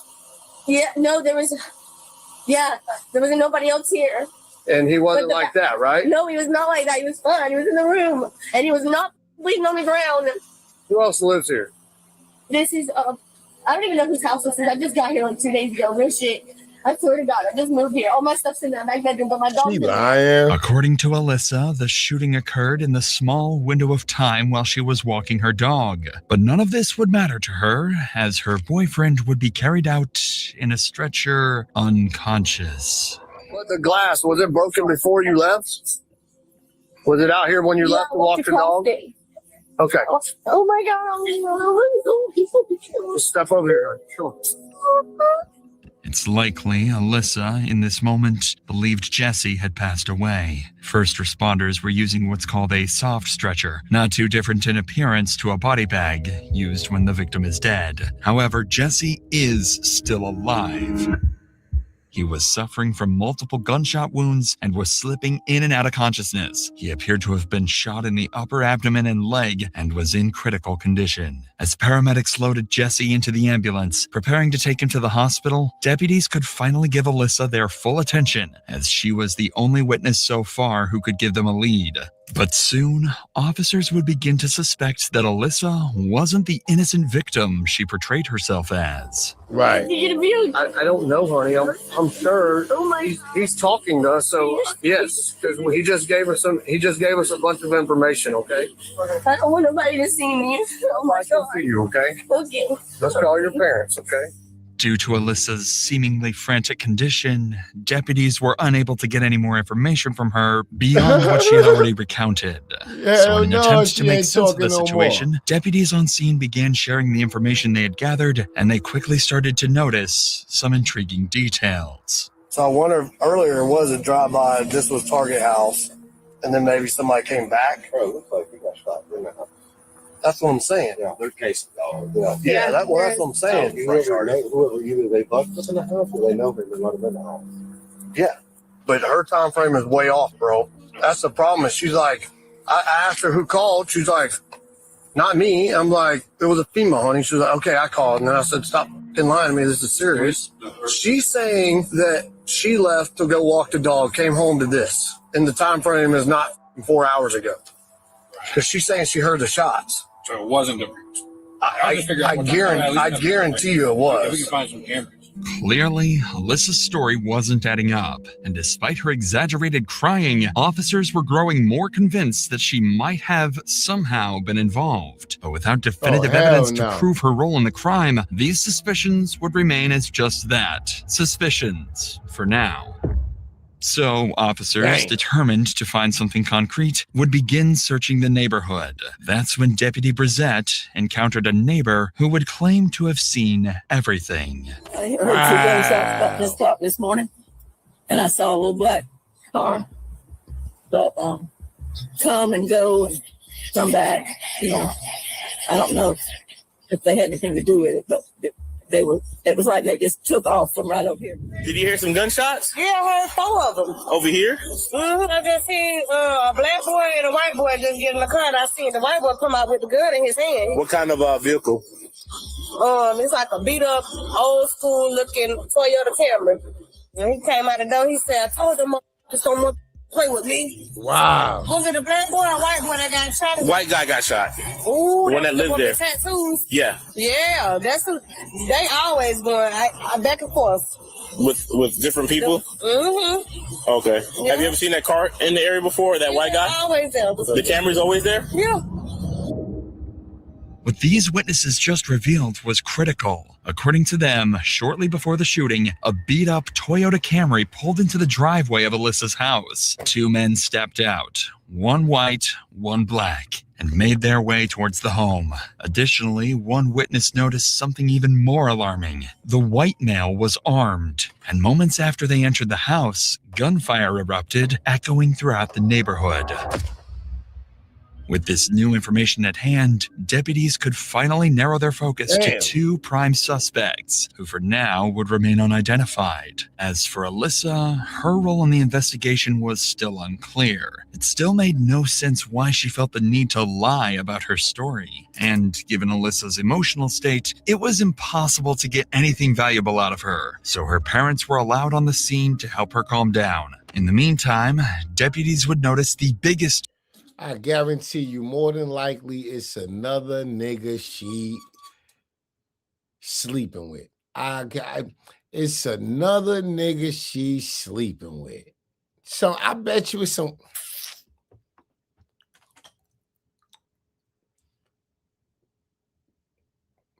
Your boyfriend get smoked and you protecting the person who did it. Girl, please. Flaw in Alyssa's story yet. She was in that fucking house. So she did it? No. Bristol got a witness saying that they observed a white male run out of the house with a gun. Oh, okay. This house is not just 2 days lived in. Hang on. Right. They're the people that live there. Right. So who are they? This deputy just picked up on a very important realization. The house Alyssa claimed she moved into with Jesse only 2 days ago looked well lived in, contradicting her entire story. With this new suspicious clue, Deputy Davidson devised a genius solution to finally determine if she was just an innocent witness or if she had a bigger role in the shooting. If I ask if lives here and she says no, she's lying. Why would she lie? Okay, I'm just gonna go for it. Does anybody else live here with you and Jesse? I don't know who lives here and who don't, because there's people here all in and out all the time. I'm not gonna lie to you. There's a dude named I mean, he sleeps on the couch sometimes, I guess. I don't know. Because he was like, I've been letting you stay here because he stayed in tip. But the way they were talking, it sounded like he just got here. So, you know what I mean? Like, they have been there. Alyssa finally cracks, admitting that one of Jesse's friends was living in the house with them. This is important because he could potentially be another witness to the shooting or even a suspect. Right. Deputy Davidson would go on to press Alyssa for more information about this friend, but to no avail. And with nothing else to go on, deputies reached a dead end in their investigation. Oh, yeah. So far, they knew that 2 unidentified men had carried out the shooting of Jesse and fled the scene in a black Toyota Camry. They also discovered that others had been living in the house with Alyssa and Jesse, opening up possibilities for even more witnesses and suspects. Lastly, Alyssa's account of events had proven quite unreliable due to her frantic condition. So with the on-scene investigation at its end, Jesse clinging to life in the hospital, and Alyssa the only immediate witness, the next move was clear. Take Alyssa to the police station for a formal interrogation and get to the bottom of whatever she's hiding. God damn.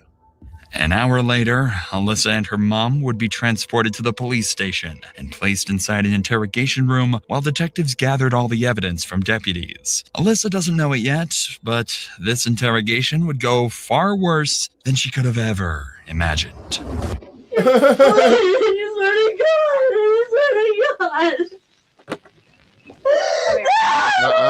No need for them tears. No need for those tears, baby. There's no reason they have to talk to us about himself. There's a camera in here. There's audio in here. We hear everything. Yeah. There's no reason they have to talk to us about himself. You're right. Internet Granny, how you doing? Tyron, I'm here. I'm at the Burger Outing again. Uh-huh.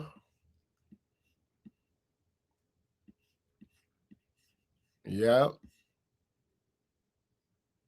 I don't see how people can cry in a drop of an eye. Right.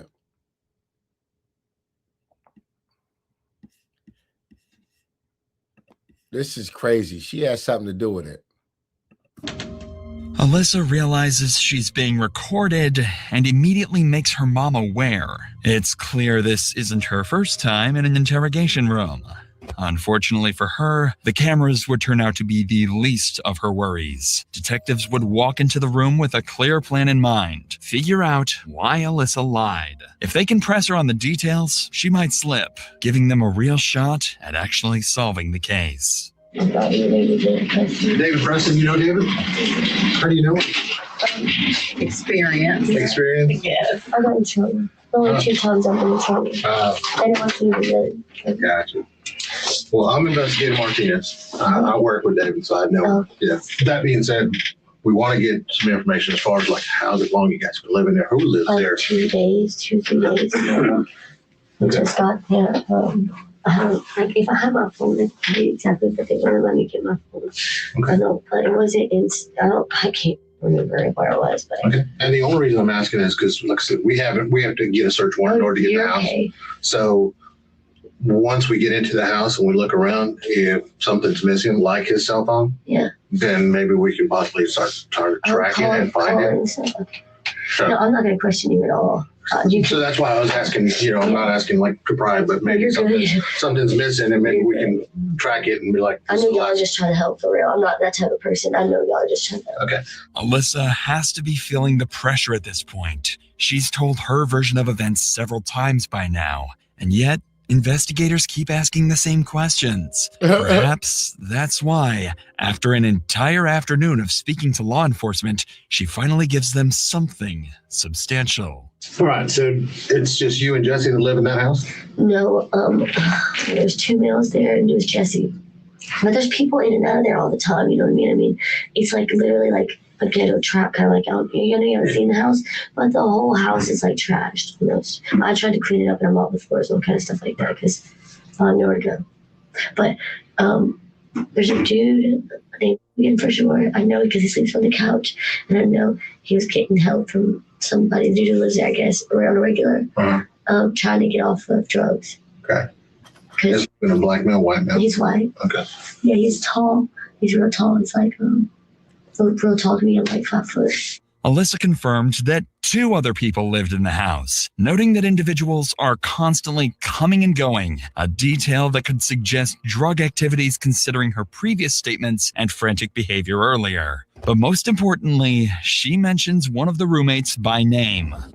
If investigators can track him and the other roommate down, they may not have to rely solely on Alyssa's version of events, as it's obvious she hasn't been telling the whole truth. So the detective continues to question Alyssa in hopes of extracting another name. Start from what did you do today? Okay. From when you got up. I woke up on the couch and he was on the couch across from me, and Jesse was sitting in his chair. It's in the living room, whatever.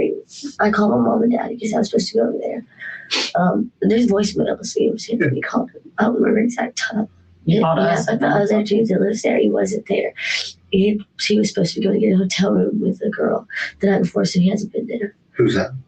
I think his name. Okay. It starts with. Yeah, but he wasn't there at all. Alyssa doesn't realize it yet, but with the other roommate's name obtained, the investigation has already taken a sharp turn. The detective's top priority is no longer just her story. It's tracking down the roommates she previously lied about who could be key witnesses to the shooting. But before they could get to that, Alyssa and her mother would share one more major detail from the morning of the shooting. We go to my new house where we're building because we're moving into it. We just closed on it. So we go over there. She has somebody else come and get her to go through her paperwork for work and stuff like that because we're moving. And I don't know who it was. It don't work it out. Yeah, I went to FedEx and stuff like that. And then I got. Did this person come pick you up? Did you call them to come pick you up, or they just showed up? It's a friend. I don't really know like that. You know what I'm saying? Jesse doesn't like anybody to know where we stay at all because what he does, and obviously y'all know what he does. You know what I'm saying? Because I told the police. I don't know if y'all talked to the police yet. Yeah. Okay. Yeah. And what did they do? Sell drugs? Allegedly. Well, it's important. Allegedly. Right. Girl, you know that boy sells drugs. He sells drugs. And what kind of car did this person pick you up? Well, a black car. Yeah, I don't know what kind of car it was. Just black. It's an older vehicle that doesn't even have the emblems on it. Did you see it? I didn't pay attention. It was black. Looked like it was spray painted. Yeah, maybe. I don't know. It was. I know it was black though. I didn't like old Toyota or something like that. It was definitely a small sedan. What's a sedan? It's a sedan car, correct? Yeah. Yes, maybe. Well, that's. I think it's 4-door. Alyssa's mother just described the same car that witnesses. Yeah, I heard him. He was looking for me. I came over there and said hi. She told me I could come on a panel. Somebody sent me a message, but I'm over here live myself. So, but yeah, maybe one day when I ain't live, I could jump on her panel. But yeah, I was already live. before they went live. So saw fleeing the scene, a black Toyota Camry. But what's even more crucial is Alyssa's own admission. She was in that very car after being picked up by a so-called friend. With this insight, detectives now have a major person of interest, whoever was driving that black Camry. Now their top priority is clear. Identify this man. Yeah. What's his name, the guy that come and got you? I don't know him. That's what I'm saying. Well, how'd you call him? Jesse, I didn't call him. I said I didn't call him. Oh, he just showed up at the house? Yeah, my brother knows him and Jesse knows him and all kind of stuff like that. Like, he comes around all the time and hangs out with him. I don't associate myself with people that he does. I'm not allowed to even be at the house by myself. Is he white or black? He's white, for sure. Can you describe him to us? He's kind of ghetto. No, he's ghetto. He's got tattoos. Yeah. You can tell he's been to jail. 20s, 30s? At least like his late 20s. Despite the vague description, detectives can now confirm the driver of the black Camry is a white male in his late 20s with tattoos. Combined with all the other information, these details are enough for detectives to begin searching. But before detectives wrap up Alyssa's interview, they would have to deliver the tragic news of what happened to Jesse. I did just get off the phone with the doctor's office, and he did not survive.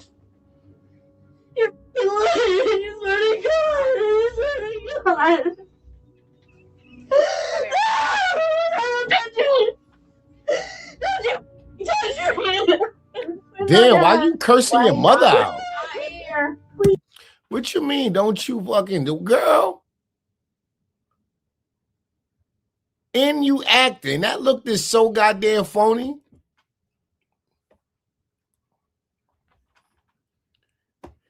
Pardon me, ma'am, but can you please stand up, turn around, and place your hands behind your back?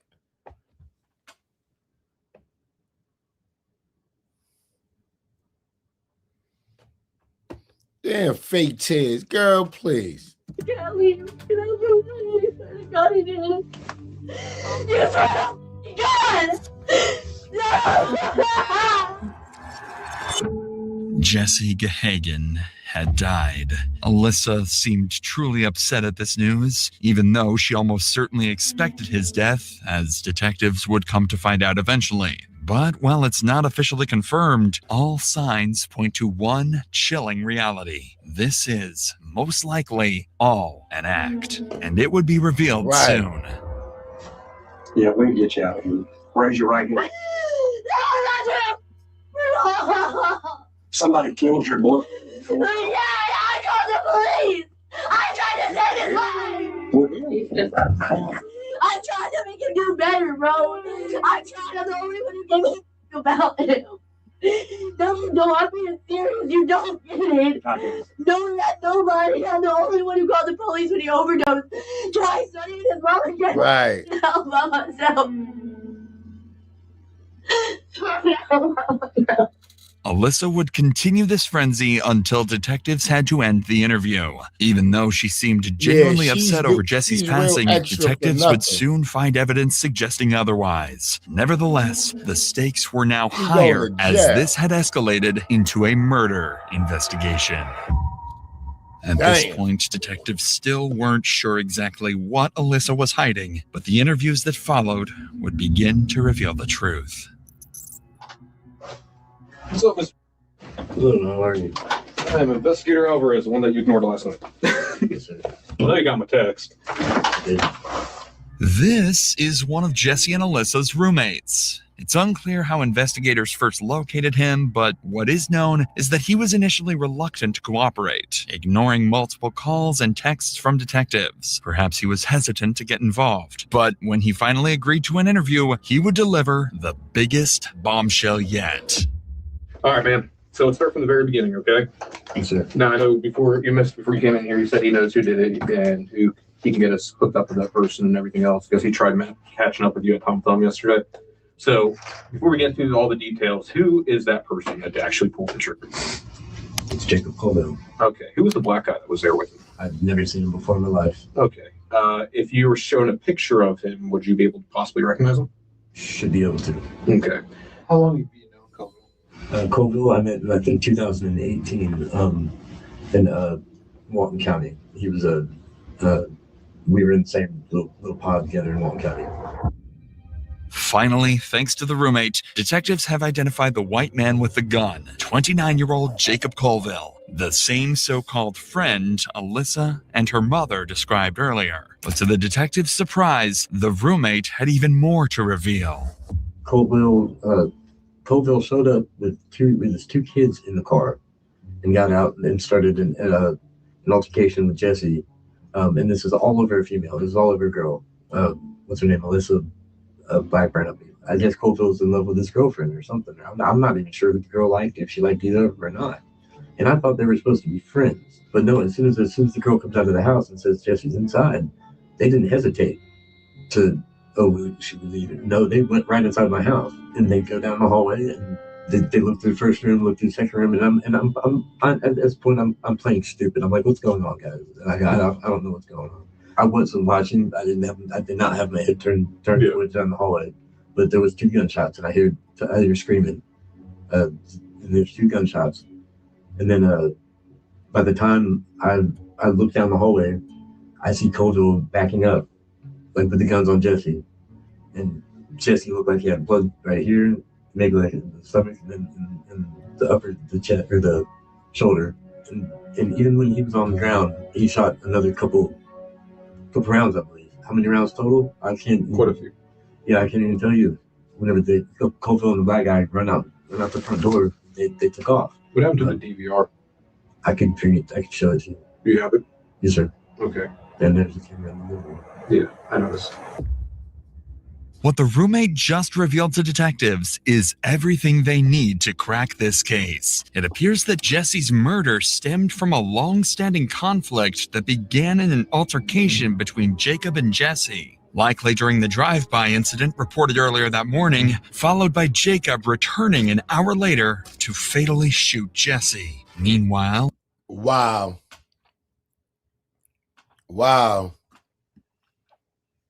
Alyssa not only fabricated her entire version of events, but the whole altercation centered around her. According to the roommate, she was in a love triangle with Jesse and Jacob that turned deadly. It's likely that...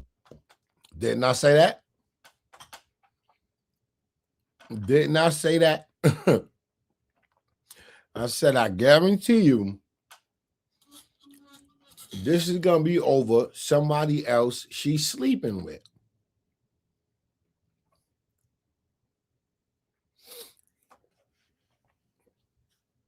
Nasty work. She let them in the house. Alyssa had grown fed up with Jesse before orchestrating the shooting with her friend, or perhaps lover, Jacob. This finally explains why Alyssa had been lying all along. She wasn't just a witness. She was an accomplice to murder. Fortunately, the roommate had the shooting recorded on surveillance camera and agreed to hand it over to investigators, providing them with undeniable evidence to bring the killer trio to justice. Wow. This incredible stroke of good fortune would continue when the roommate successfully identified Jacob's accomplice from a photo lineup of known offenders. He was 44-year-old Lawrence Bonner Jr. The Escambia County Sheriff's Department quickly launched a statewide manhunt, alerting police to stations and the public to be on the lookout. Not long after, authorities would make a critical discovery. The black Toyota Camry had been found underneath the mobile highway bridge over 11 Mile Creek, burned down to the frame. While the search for the assailants continued, detectives wanted to solidify their case against Alyssa, so they would bring in the other roommate she mentioned earlier, and he would reveal crucial details about Alyssa's sinister role in her boyfriend's murder. That little black Toyota Camry or Avalon or whatever it was, you know, the car they showed up in? Yeah. Whose car is that? I think it's Scoville's. He burned it. So. He what? He burned it. Did he? Well, yeah. So, yeah, do you remember any of the conversation that was going on in the house?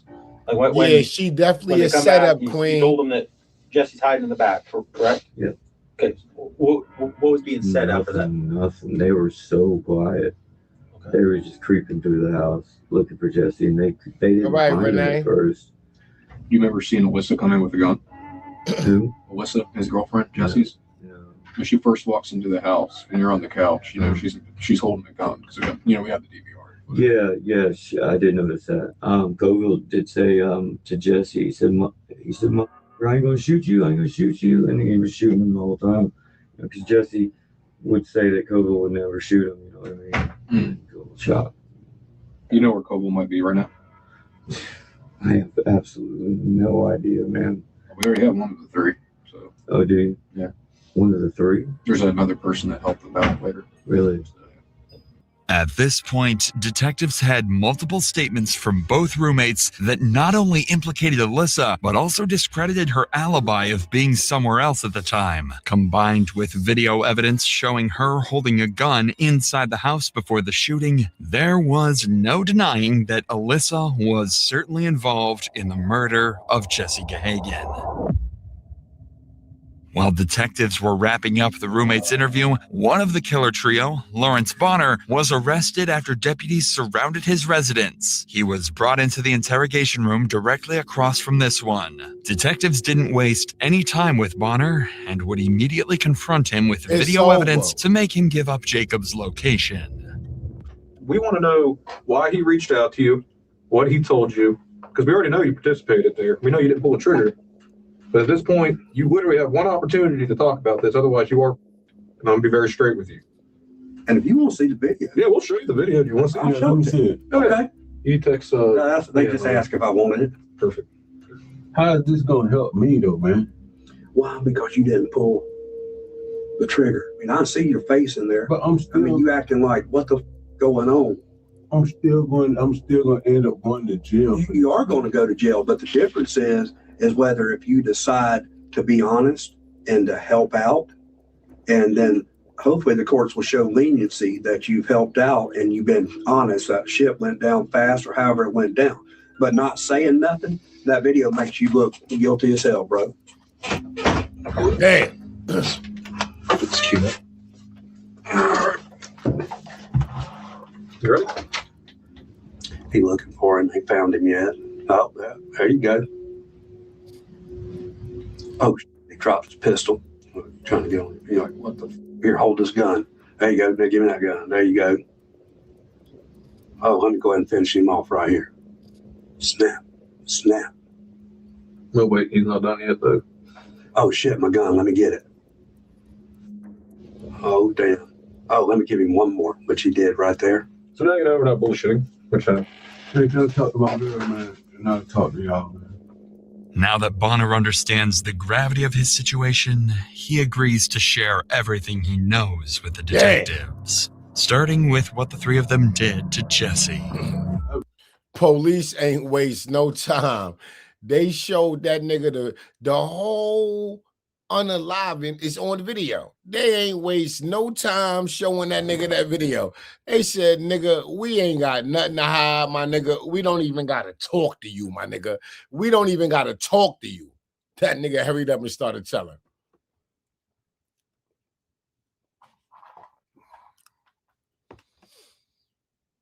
Got them niggas in 4K. Got them niggas in 4K.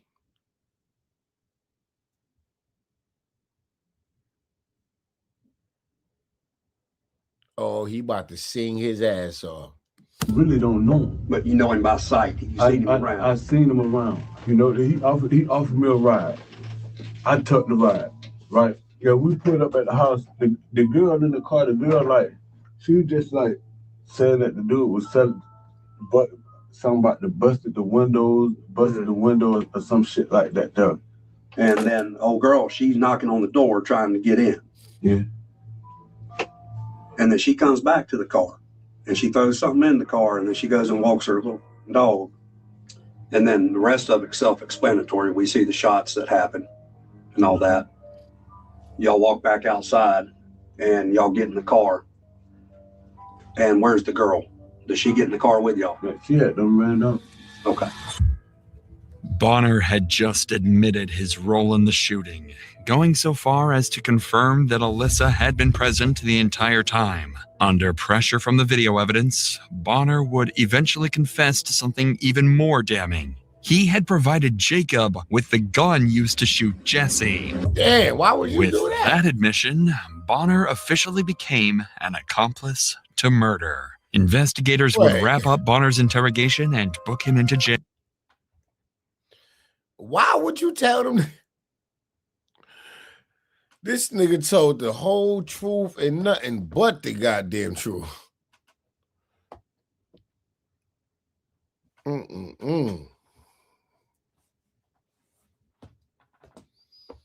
Damn. One member of the killer trio was down, 2 more to go. A week later, on November 5th, authorities tracked down Jacob Colville in Eustis, Florida, attempting to evade capture disguised in a wig, glasses, and makeup. But his cover didn't last long. An officer recognized him, initiated a traffic stop, and took him into custody. When finally apprehended, Colville was found with a loaded handgun and drugs in his car. He would reportedly state, "I don't regret it," when inquired about the murder. As for Alyssa, a warrant for her arrest was issued, and she was quickly apprehended, held in county jail without bond. While the killer trio's exact motives remained unclear, investigators determined that Colville, Blackburn, and Bonner were driven by a mix of personal vendetta and criminal intent. Their actions were likely tied to drug dealings and internal betrayals within their circle, leading them to see Jesse Gahagan as a liability that needed to be eliminated. Damn. That was crazy. Damn, they wilded out. Not had on a wig.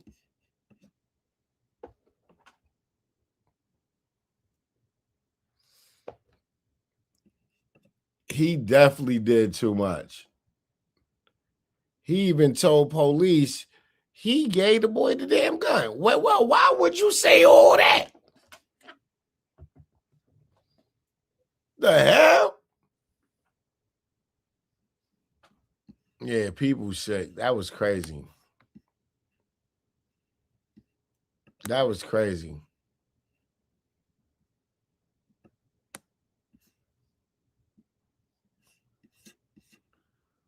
Oh my God, that was crazy.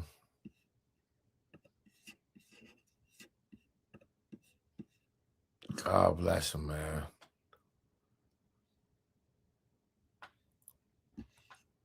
God bless him.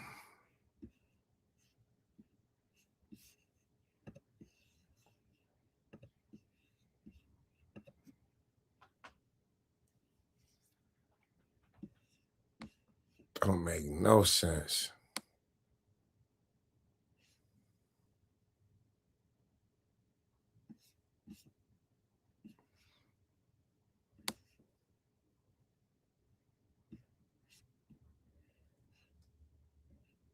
Yeah, yes.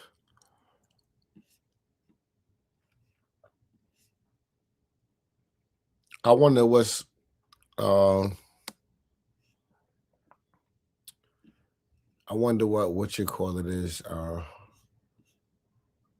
this might.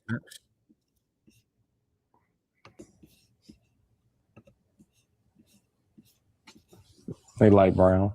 Come on, nigga. We ain't doing this with the my eyes bad. and all that. I don't want you looking at my eyes. No, I'm just. It's the light. I'm saying if you was mixed. I know, no, nigga. We're not doing that. We're not about to start seeing cute pictures on each No, I other. didn't say that. I'm just giving you your props. Not doing that.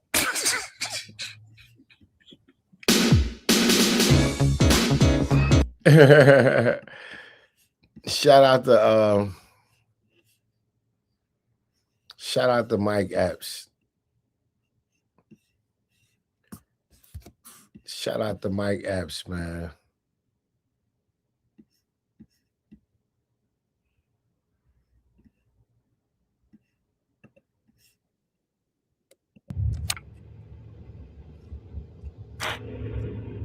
This is 20-year-old Devon Howard.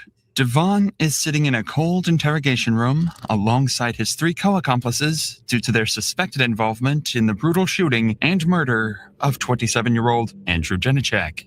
Coincidentally, all 4 claim that they had no involvement in the crime whatsoever, and in fact don't seem to take the situation seriously at all. Uh-oh.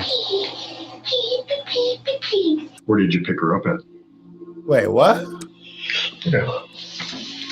Relax. It's okay. No, I'm fine. Wait, what? The title of this, spoiled teen thinks she can get away with murder. Wow. Just fired. Okay. I was involved in the murder of somebody. Oh, the time is right there. What the group doesn't realize at this time is that Andrew's murder was fully recorded on multiple security cameras and shows a man getting out of 19-year-old Alicia Valdez's car before killing Andrew. Wow. Even more disturbing is that the same vehicle would drive over Andrew's lifeless body before fleeing the scene. Alexis Ellis, a bystander at the scene, would hear the gunshot go off and rush over to Andrew to perform CPR while her friend Alyssa called 911. Jeffcom 911, what is the address of the emergency? I don't know. I'm just at the corner. It's like Sheridan and 20th. Some guy just got shot, and they took off in a silver two-door Pontiac, and he's on the ground. He's like face down. Did you see the person that shot him? Did you see the person with the gun? Alexis, answer my question. Did you see the person with the gun? She said it looked like a little Mexican dude. Okay, and it was just the one male in that vehicle, or did she see anyone else? He got into the passenger seat of the car. Okay, he's hit in the chest. He got bullets in the chest. We're flipping him over because he's not breathing. Unfortunately, Andrew would pass away Wow. within minutes. Even more unsettling is that the same car model would be seen at a local gas station later that night, where everyone inside would happily buy snacks, joke, and laugh as if nothing had happened just hours prior. The footage inside the gas station would identify the occupants of the vehicle as 19-year-old Alicia Valdez, 20-year-old Caleb Vigil, and 20-year-old Devon Howard Lopez. While painting these three out to be killers just based on their car make is clearly premature, it's enough evidence for police to file a warrant for the arrest of the three suspects so they can bring them in for questioning to try and determine if the bunch had any involvement in Andrew's death. Damn, this was a closed and What shut makes case. this case so interesting? This seemed like a closed and shut case. This seemed like this is what? They got the teenagers pulling up to a gas station buying snacks after the unaliving. Oh my God. This is a goddamn investigator's dream. Man, they dream of these goddamn cases. Damn. Is the amount of blatant lies and misinformation that would come out during these interrogations. You would think that at least one of the suspects would feel guilty and confess, but everyone involved would fabricate their story and lie to lessen their perceived role in the crime. But at this point, the police have yet to apprehend any suspects. Their only lead is a lifeless body sprawled on the pavement and two shaken witnesses who made the 911 call. Police start by questioning Alexis, the witness who called the cops. Remember, this is an interview and not an interrogation, as currently Alexis is considered a witness rather than a suspect. But there is something suspicious about her that the detectives want to clarify. Uh-oh. 3 years earlier, Alexis was charged as an accessory to murder after her boyfriend shot and killed one of his friends from the vehicle she was driving. The detective leading the interview, Nathan Geerdes, would discover this information during a brief preparation period prior to the interview and is curious as to if maybe she had more to do with Andrew's murder than she was letting on. Uh-oh.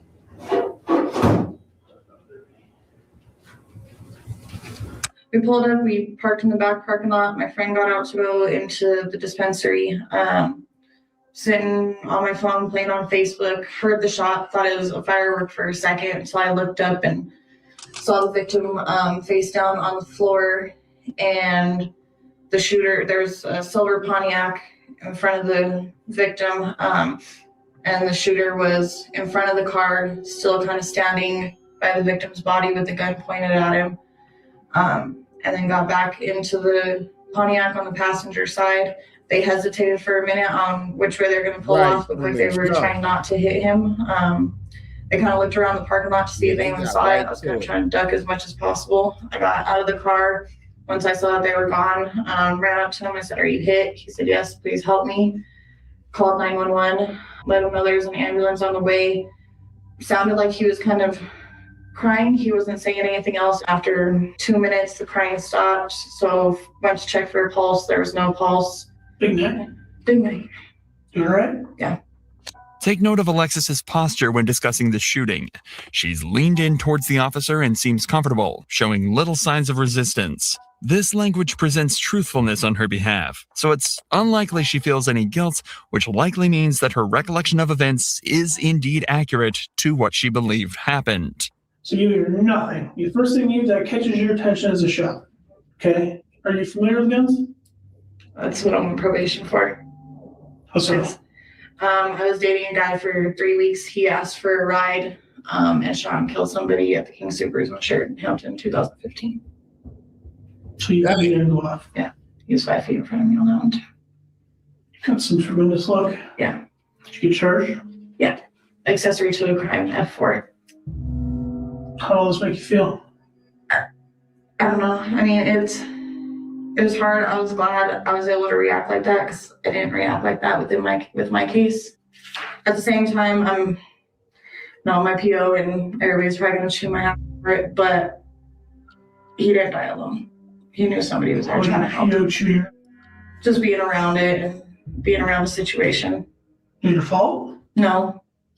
But there's. Did you know this was gonna go down? No. This interview clearly showcased the responses suspects make when dealing with discomfort. We could physically see her subtle movement patterns and how they coincided with certain emotions Alexis was feeling. Her body language makes sense. She felt uncomfortable while discussing her own criminal history, which is completely reasonable. Right. However, when discussing a crime she had no part in, her demeanor changed significantly, with an open posture and willingness to answer every question. And with this, we should be now more prepared to analyze the interrogation of a less innocent suspect later on in this video. Following this interview, police would continue their hunt to find the whereabouts of the 3 inside the suspected vehicle, and it wouldn't take them long at all. Just a few hours later, at 4 a.m., an officer spotted a vehicle closely resembling the one described by Alexis driving recklessly and pulled it over. It quickly became clear that this was no ordinary traffic stop.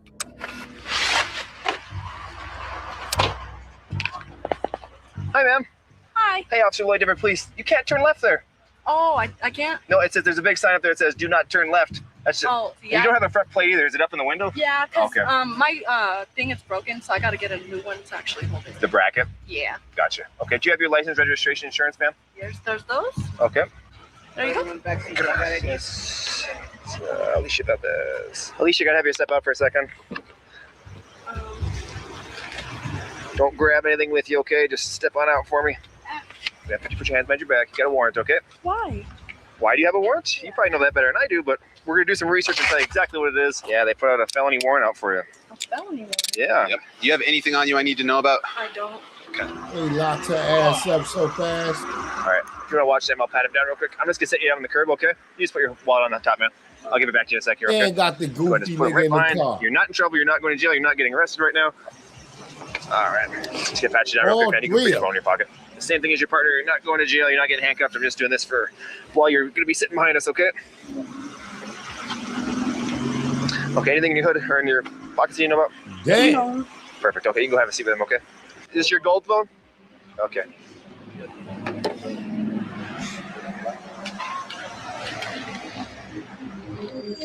At this very moment, the officer would discover a pistol inside the vehicle. It's going Caleb had down. just stated there were no guns inside the vehicle just minutes earlier, so the officer quickly places Caleb under arrest so they can safely investigate this increasingly tense situation. Stand up, man. Uh-oh. Stand up. Hey, Desiree. What's up, Sure, girl? You're not gonna tell me there's a gun in the seat next to you? What? You're gonna tell me that you're gonna try to leave a gun on the seat when you left? That'd be nice to know, wouldn't it? Oh, and a pocket full of bullets. How about this? I'm about to get out of the car. Officer, I have a gun on me. Right? What's that? One more person? This goddamn fool had the smoking gun in his seat with a pocket full of bullets.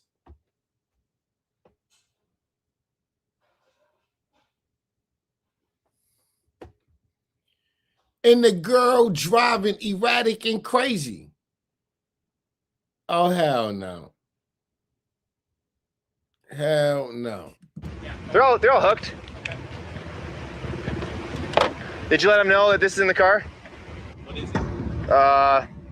SCCY 9mm. All four would be arrested following the discovery of Caleb's pistol. However, throughout the entire process, Alicia, the owner of the car, would stay eerily optimistic, as if she hadn't yet connected the dots that her arrest was related to Andrew's murder. Nasty what? Stay right there for a second. Yes,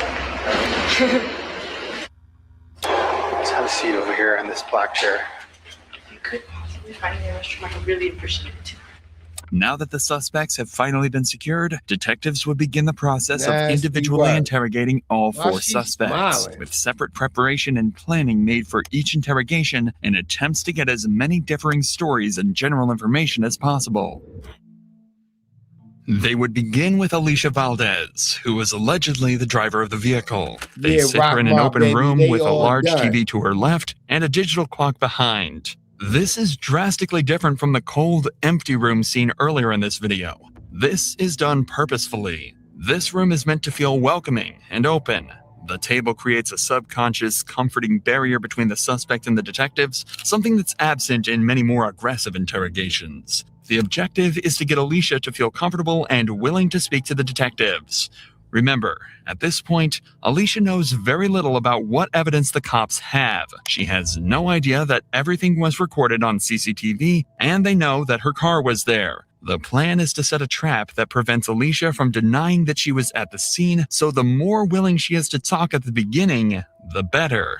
That's why they start the questioning off lightly, but it'll ramp up in no time at all.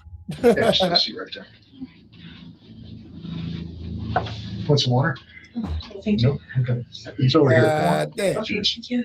You all right? Cold. Yeah. It was nice earlier. Yeah. The detectives offer her water to immediately try to appear friendly and form a bond. People are much more likely to tell a friend something than they are a stranger, so this is an extremely important step. You'll notice this friendly demeanor slowly fades and changes as the interrogation continues. And where do you live at? Right now, kind of a bit of everywhere. Okay. Where do you? In my car. In your car? Okay. Keep this fact in mind for later on in the interrogation, as the detectives will use it to prove she was at the scene later on. We're in the car with you today. It's your car, right? Mm-hmm. How long have you owned that car? I've had that car for, I believe, about 6 months. So 6 months about? Mm-hmm. You owned it? Where did you get it? I bought it from a public auction down in Colorado Springs. Okay. Okay, so you have keys to the car. Mm-hmm. Have you given your keys to anybody else? No, the only ones that were there are the ones that were in the car. Okay, so when you bought the car, there was one set of keys? Mm-hmm. And then I had another maid, but they're together. They're on the same. Okay. This is a simple question, and it should have a definitive answer. Based on what she's just said, the fact that the only 2 keys are in her possession, there's no reason for her to be unsure who has access to the car. She's Right. deflecting. So you say you've been kind of homeless here recently? Mm-hmm. Okay, living out of that car? Yeah. Yeah. Where else have you been staying? Sometimes with She going to jail. with gentlemen in the yellow. Not yellow, green out there. Caleb? Mm-hmm. Okay, well, we'll talk about who else was in the car with you tonight? My boyfriend and another young woman. I don't know. Who's your boyfriend? Devon. Where'd you meet him? Mutual friends. Okay. If you haven't noticed already, Alicia is extremely nervous. We're 10 minutes into this interview, and her leg hasn't stopped bouncing up and down the entire time. She's also been moving around in her chair and avoiding eye contact while answering very simple questions. Even without the evidence that they'd already collected beforehand, the detectives would likely already be convinced that she played a part in what happened. Now it's just about exploiting these weaknesses and extracting a confession using everything they know. And the process starts by establishing a timeline. Who were the other two people in the car? Caleb, I met him through mutual friends too. I haven't really known him that long. What about the girl? Do you know her name? I have no idea who she is. When did you meet her? Just tonight. Where did you pick her up at? I don't know because I don't know Denver like that. Where were you at before you left to go pick this girl up? Caleb's. Was Devon there with you? Mm-hmm. So you were a few hours at Caleb's house, and then Caleb asked you to go pick this girl up. Is that right? Mm-hmm. Okay. And you picked her up, and you were headed back to Caleb's house when the police stopped you. Right? Have I got all that? We were headed back, but I stopped at the 7-Eleven down the street. So Okay. I could Which 7-Eleven? get some drinks. The one off of Colfax and Ogden, I think. Okay. The detectives now have a story that Alicia is locked into, meaning that if anything she says contradicts this, they'll know she's lying, and they can use it to trap her to put on more pressure. Alicia, however, is playing a game of her own and trying her best to dodge questions and hide certain details from the cops, but she's fighting a losing battle, and the cops know it. How long have you been staying at Caleb's house? Not really a lot. I'm just trying to get a sense of like every other night, every night, 5 nights a week. What? Just give me an idea. Maybe like 1 to 2 nights. 1 to 2 nights a week. What were you doing today before you went over to Caleb's house? Mainly just hanging out with my boyfriend. He's trying to keep me distracted off today. Oh, because of the that's we all have stuff like that. I know. Yeah. Okay, so where were you hanging out at? Really just everywhere driving, Driving. but that was about it. Okay. Relax. It's okay. No, I'm fine. I'm just tired. Okay. But Alicia is all too aware that the final thing they did last night is exactly what police want to know about. She absolutely cannot bring it up. You stayed anywhere else since you come to Denver other than Caleb's or your car? I stayed at this one girl's house. I don't remember her name. Like I said, I met Girl, her through you don't remember mutual nobody's friends. name. But those friends that I did meet her through, I'm no longer really in contact Okay, with. how long ago was that you stayed at her house? A week ago? A week or something. Did Devin stay with you at her house too? Yeah, he's with me all the time. This is an extremely important statement. If they can confirm that either Devon or Alicia was at the scene of the crime, they'll be able to lock both of them into it. The detective immediately realizes the importance of this and forces her to double down on her statement. Now, has Devin been with you the entire time since you've been here in Denver, and since he stayed with you at her house, and he's been staying with you in your car or at Caleb's this whole time up until tonight? Okay. So, has Devin been in the car with you every time you've been out in the car? I believe so, yes. Now, on top of the information from before, the detectives know that wherever her car was, both her and Devon had to have been there too. This is where the second stage of the interrogation begins. They're aware she's guilty, have an extremely detailed timeline of events, and know she's feeling extremely uncomfortable. Now, the plan is simple. They want her to give up as much information about the actual murder and the other suspects as possible, so they can easily implicate everyone else that's waiting for their interrogation. So the detectives take a short break. When they sit back down, they plan to switch gears completely. They're going to heavily apply the pressure and attempt to extract a full confession. Thank you for all this. It's pretty apparent to me you're being truthful about things. And it's also apparent that there's some stuff you don't want to talk about. But we've been sitting here talking for a while. I genuinely like you. I think you're a good kid. Well, to me, you're a kid. Well, I mean, I am a kid. Yeah, you're younger than my daughter. Okay. You're up gassing her up. You've had some stuff in your life. And now about to you're lock up here her in ass Denver up. hanging with these guys that you've got, some history. Some rough history, not your kind of history, right? You're kind of out of your element up here, all right? I don't know that you got yourself into trouble. other than the people you're hanging with. Mm-hmm. But these other people have gotten you into a lot of trouble. Who? What you mean, who? For one. You got me in a lot of trouble. You just told me we spent a long time. You were very clear that no one else has been driving your car for the last week. Okay? That you and Devon or you and Devon and Caleb have been in your car. There's a few random people you don't know, but even when those random people are in the car, you and Devon are in the car. And that's you staying with that? Pretty much. Okay. It's a common tactic to give a suspect an excuse for what they've done. In this case, the detective says he genuinely believes she's a good kid and has just been swept along in what's happened. It's likely he'll also tell her at some point soon that if she helps them out, they might be able to give her a much lighter sentence. It's also important to note that he's still trying to keep a friendly demeanor to her, and the reason for this hasn't changed. If he starts to get angry at her now, she might become closed off and refuse to tell them anything. If anything, he's even trying to seem fatherly, choosing to mention his daughter and calling her a kid, something that could even be a response to her saying her father passed away when she was younger. However, all of this is leading up to something. They're finally going to reveal why she's really there and exactly what they know. So, remember the day that it was raining? It was snowing, real bad weather? That was Friday. Mm-hmm. That night, the night before all that snow and rain, Mm-hmm. do you remember where you were that night? Honestly, I could not tell you. Okay. Do you remember being in a dark parking lot that night? Okay, I don't know. Okay, look at me. Your car is at the scene of a murder. Someone got out of your car, shot someone, and killed them. Got back into your car and drove away. You just told me that you were driving your car all week.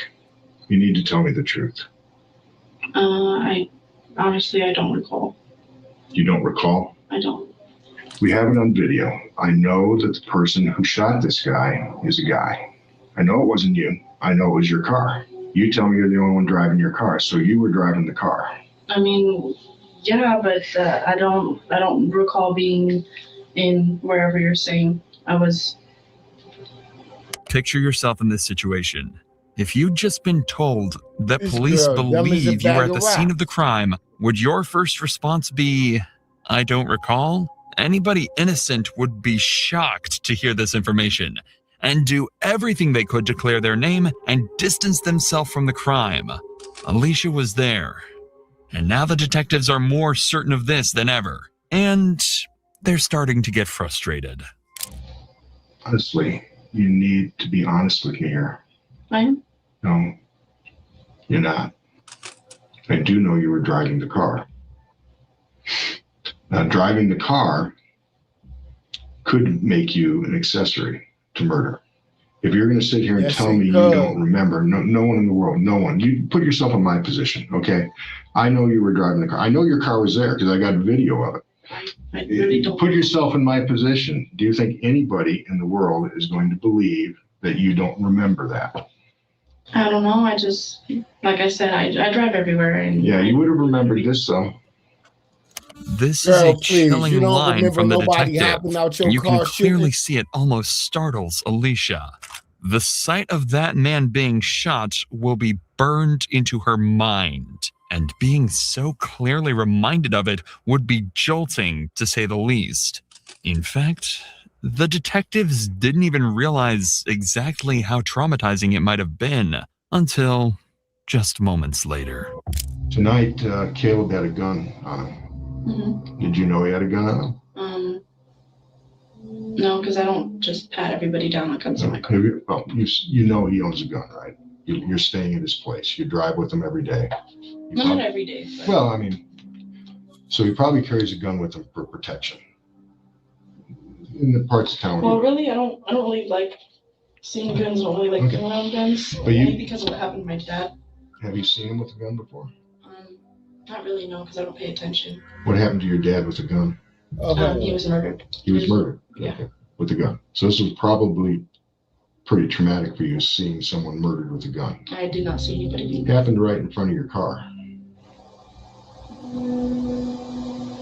Like I said, I don't recall. Notice how quickly the detective hones in on her father's murder and how similar that may have been to this incident. He's looking for any opening to make her feel uncomfortable and guilty.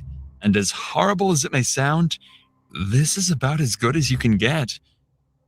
So the detectives take one last break to think about their final move and come back with the last and possibly most damning piece of evidence of all.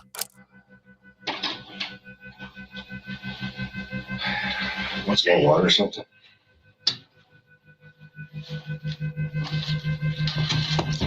You've been on the other side of this, haven't you? With your dad. You've been on the other side of this whole thing, haven't you? What does that mean? I mean, you got a family member murdered. So you've seen the other side of this. Well, not really. Not really. They let the man that did it go away. They did. How'd that feel? Mm-hmm. Did they catch him and not? Let him go.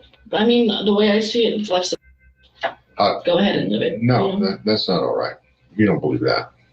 When you got stopped tonight, there was a gun in your car. Mm-hmm. Okay, did you see the gun that they took out of your car? I didn't see it, no. You didn't see it, but they took the gun out of your car.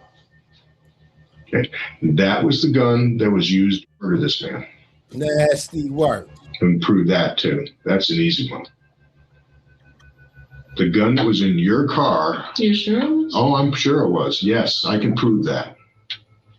That's easy. Mm-hmm. The bullet that we dug out of this man's chest at the autopsy came from that gun that just came out of your car.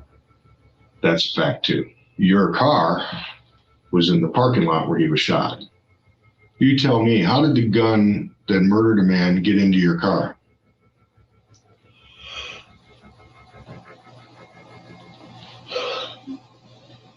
I don't know. The detectives get very little other information out of her from this point onwards, but they've already gotten more than enough. They've heavily implicated her in the crime, and it sounds as though Devon had to have been there with her too.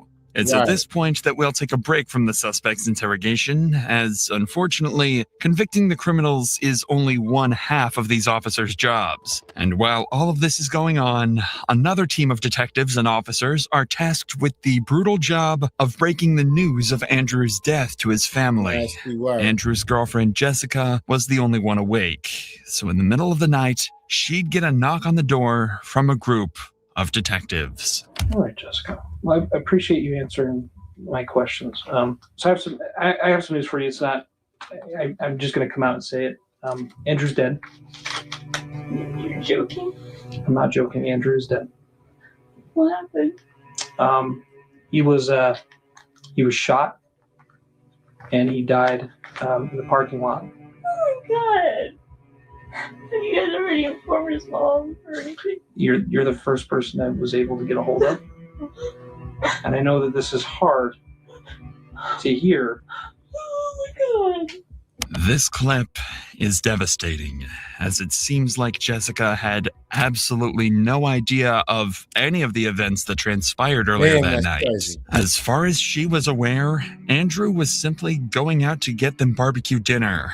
However, as sad as this is, detectives have to consider the possibility of Andrew having some sort of connection to the group. For all they know, this could have been a drug deal gone wrong or some other illegal activity that caused the shooting. With this in mind, detectives would bring Jessica to the station where they could conduct a formal interview to determine if Andrew had any prior connection to the group that killed him. While preparing for the interview, a strange discovery would be made. Police were given an anonymous tip that Jessica's own brother had been planning to kill Andrew. The two had supposedly a recurring issue with one another that had gotten progressively worse. This is awfully coincidental, and something detectives need to get to the bottom of. My brother just saw it on the news. They just put it on the news. Oh, did they? Yeah. And then I saw the picture of him on there. Okay. I bet that was pretty rough.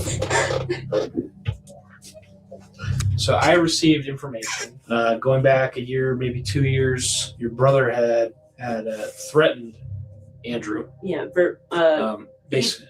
he didn't threaten. him directly. It was indirectly to me. Meaning I was driving to work one morning and we were having a fight, and that's when he really unnerved me. So I told Andrew, and then Andrew wanted to take it to the police, and the police said your best option would be just to move away from the situation. So we did. What was said? I mean, it was obviously fairly egregious. If Basically, it was just probably something to the effect, I'll just take him out too.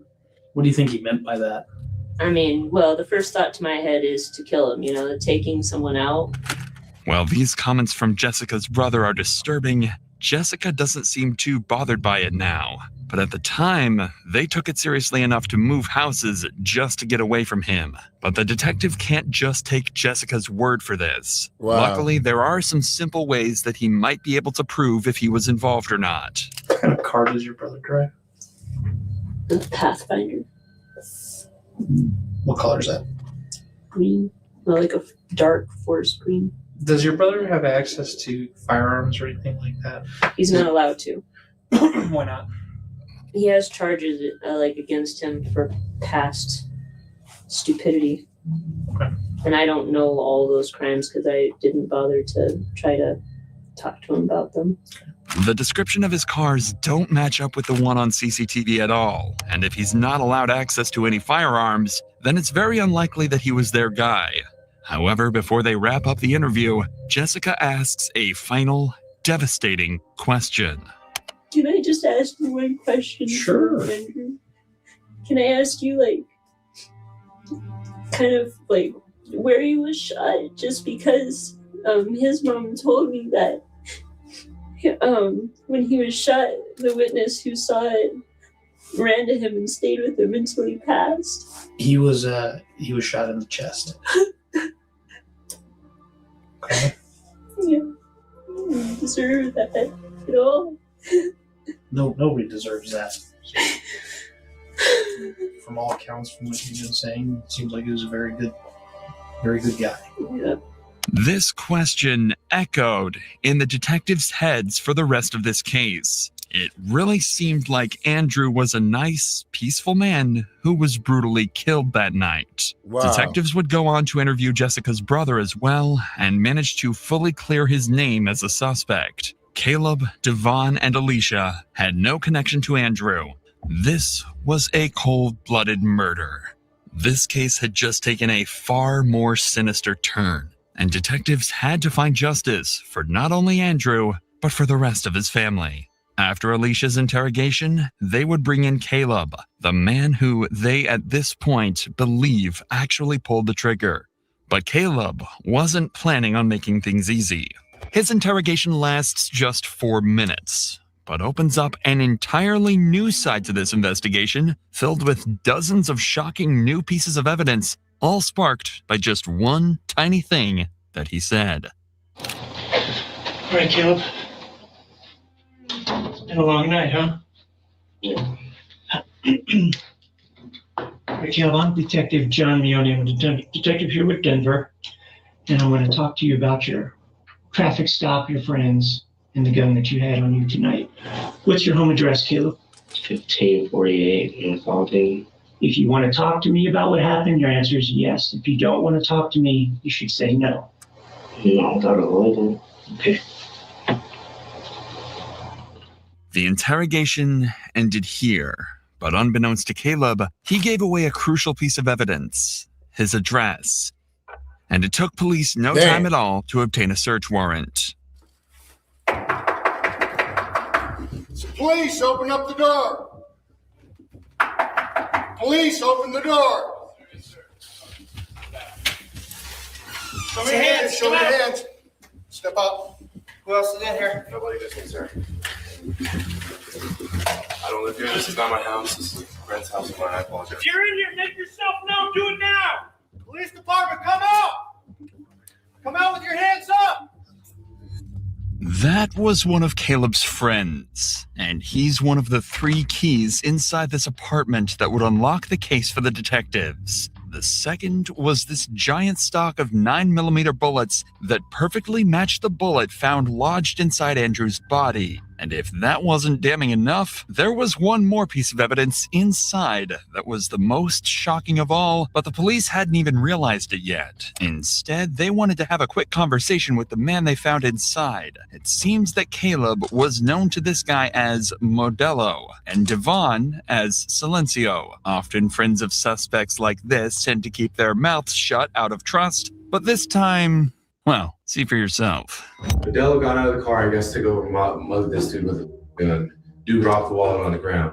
Modelo unloaded the gun into somebody, I guess. So whoever was in the car, I guess, Silencio just told me that they saw him get back up or whatever, and they ran him over as they drove off. That's all I know. This was everything detectives could have asked for, but what came next was their most haunting discovery of all. Inside Caleb's house was a receipt from 7-Eleven dated just minutes after the murder, proving that Caleb, Devon, and Alicia were indeed the ones laughing at the gas station after the murder.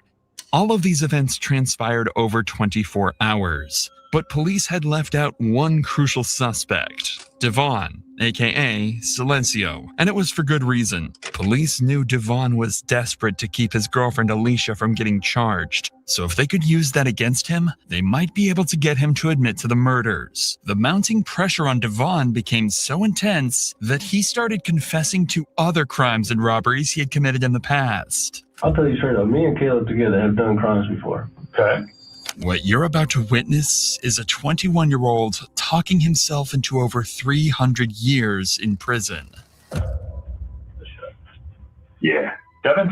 Devon. Do you go by Devon? Yeah. I'm probably going to screw that up, so if I do, I apologize, all right? No worries about it. So, Devon, like I said, my name is Mark Spurgeon. I'm an investigator with the Jefferson County District Attorney's Office. You know Nate, right? You know we're both cops? Yep. Okay. It's been my understanding that when they made contact with you this afternoon, that you were willing to talk to us again. Is that true? To an extent, yeah. Okay. To an extent? Okay. I just like to start and make sure you understand your rights, because one of the things I don't want to do in this room is violate your rights. You have these rights, and I think they're important to you. So. It's over. You know where you're at? Yeah. All right. Well, kind of. All right. I know this sounds stupid, but I want to make sure you understand what we're doing. Where you at? Some police station. Okay. All right. What state are you in? Colorado. Who's the president? Trump. The detectives are being perhaps even more careful at the beginning of this interrogation than they were in Alicia's. They want to confirm that Devon is of sound mind right now, leaving the defense absolutely no opportunity to invalidate this piece of evidence in court. They can't leave any room for error, because they know he's likely only here for one reason: to confess. I'm into this investigation somewhat late, so I kind of want to start out and ask you, why are we sitting in this room? Why are we here? Fill me in.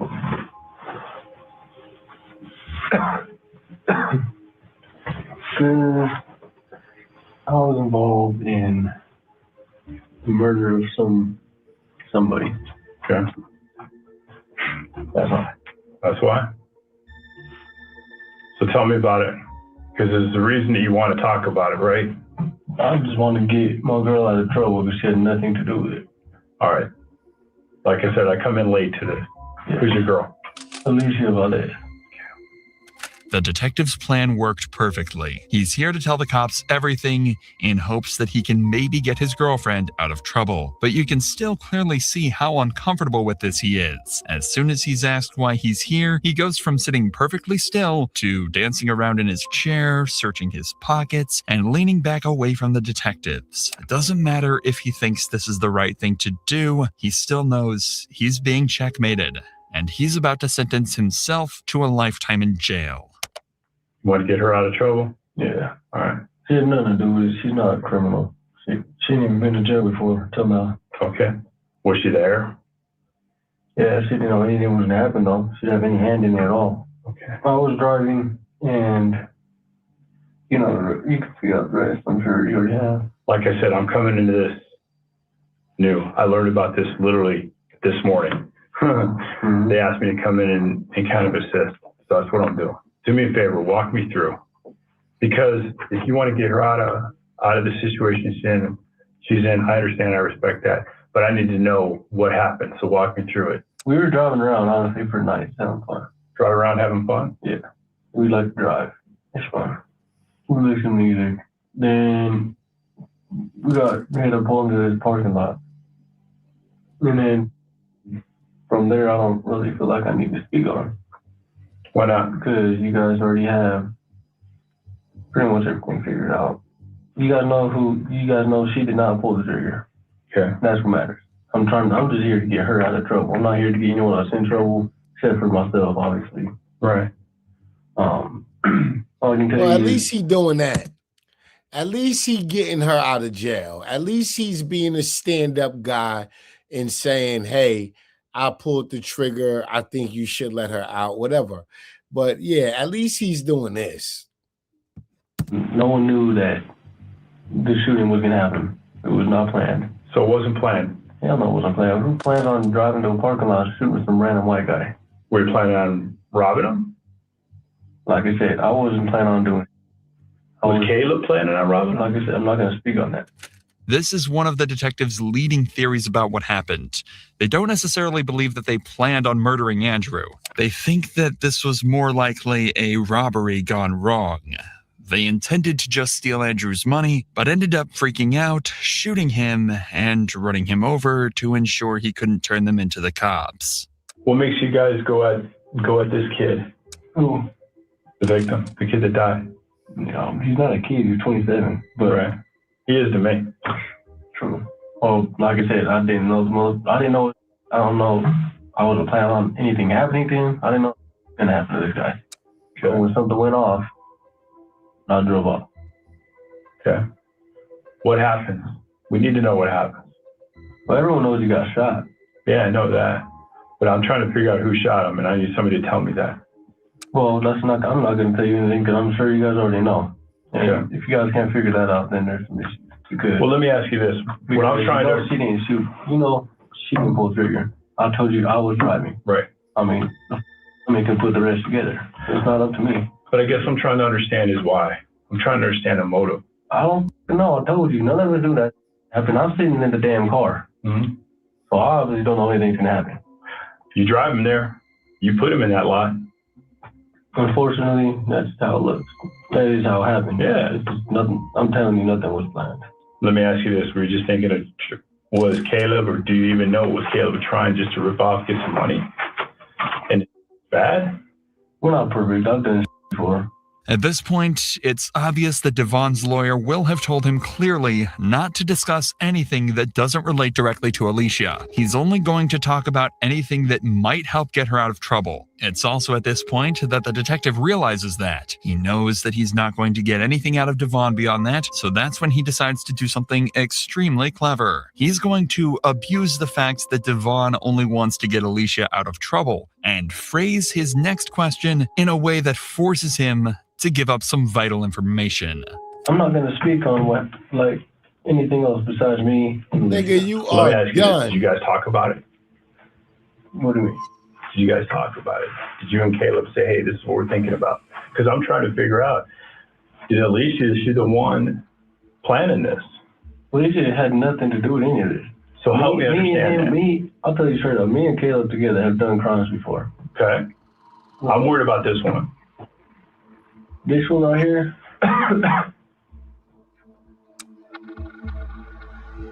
This is supposed to go like that. How was it supposed to go?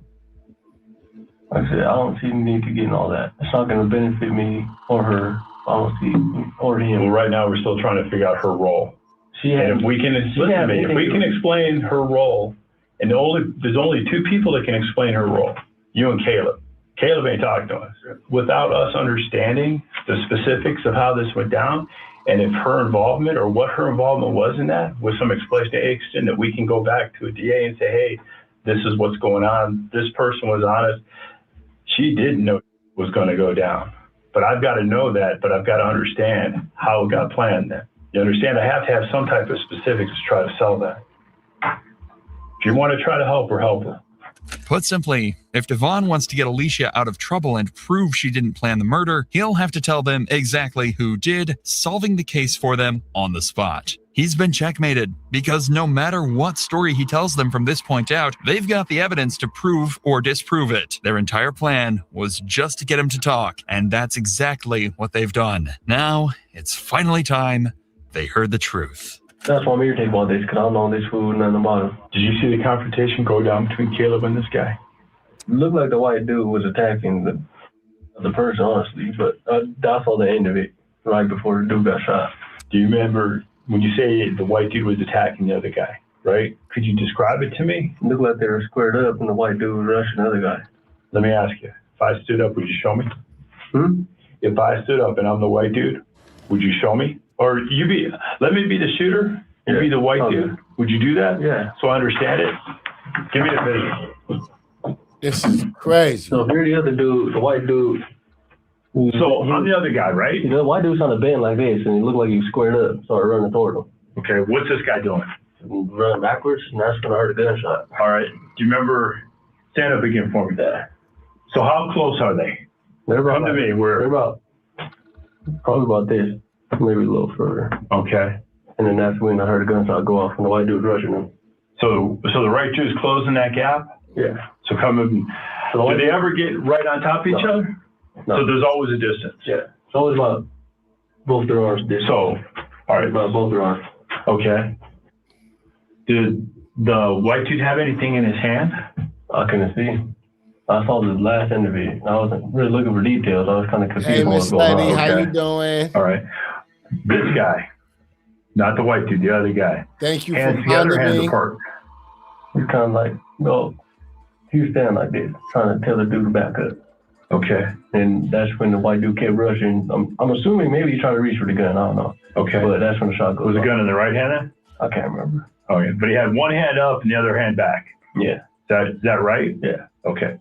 Getting a suspect to act out an incident is a great way of proving they actually knew what happened. They may be able to match the movements to the CCTV footage or witness accounts, and a defense team will have a hard time arguing that anything here could be misinterpreted. From what Devon is saying, it seems as though there was a struggle between Caleb and Andrew, where the shooter approached Andrew, who quickly tried to defend himself. It's becoming increasingly obvious that this was intended to be a robbery, but when Andrew tried to fight back, it turned into a murder in the blink of an eye. So when these guys are in your windshield, are they across from each other? Like you're looking at the sides of each other? They're like this. The position kind of like this. Could you draw for me? The white dude, I can't draw, but the white dude's standing. They're both standing. The white dude's closer to me. They're kind of like this. All right. So you're the driver, right? White dude's closer to the front of the car? Yeah, kind of. All right. So if you're looking, are you looking at his back? You looking at his sides? Looking at his front? Kind of like that. Yeah. Like this? Where's the other guy? Right where he is. I'm kidding. Where's that? You at? Where's the other guy? They're like that, literally. And then, but it's a little more this way, and I'm a little more back. So this way? Yeah. What are you seeing of this guy? His front? I'm not paying attention to him. I'm paying attention to this guy. Okay. And you think you see him kind of rush? No, he did rush. Okay. So he rushes, but not to the point where they're on top of each other. No, they didn't get to. They didn't get it. The other person was backpedaling. This is crazy. This is crazy, ladies. Nasty work. Please hit the like button, ladies. I would greatly appreciate it. Please hit the like button, ladies. I would greatly appreciate it.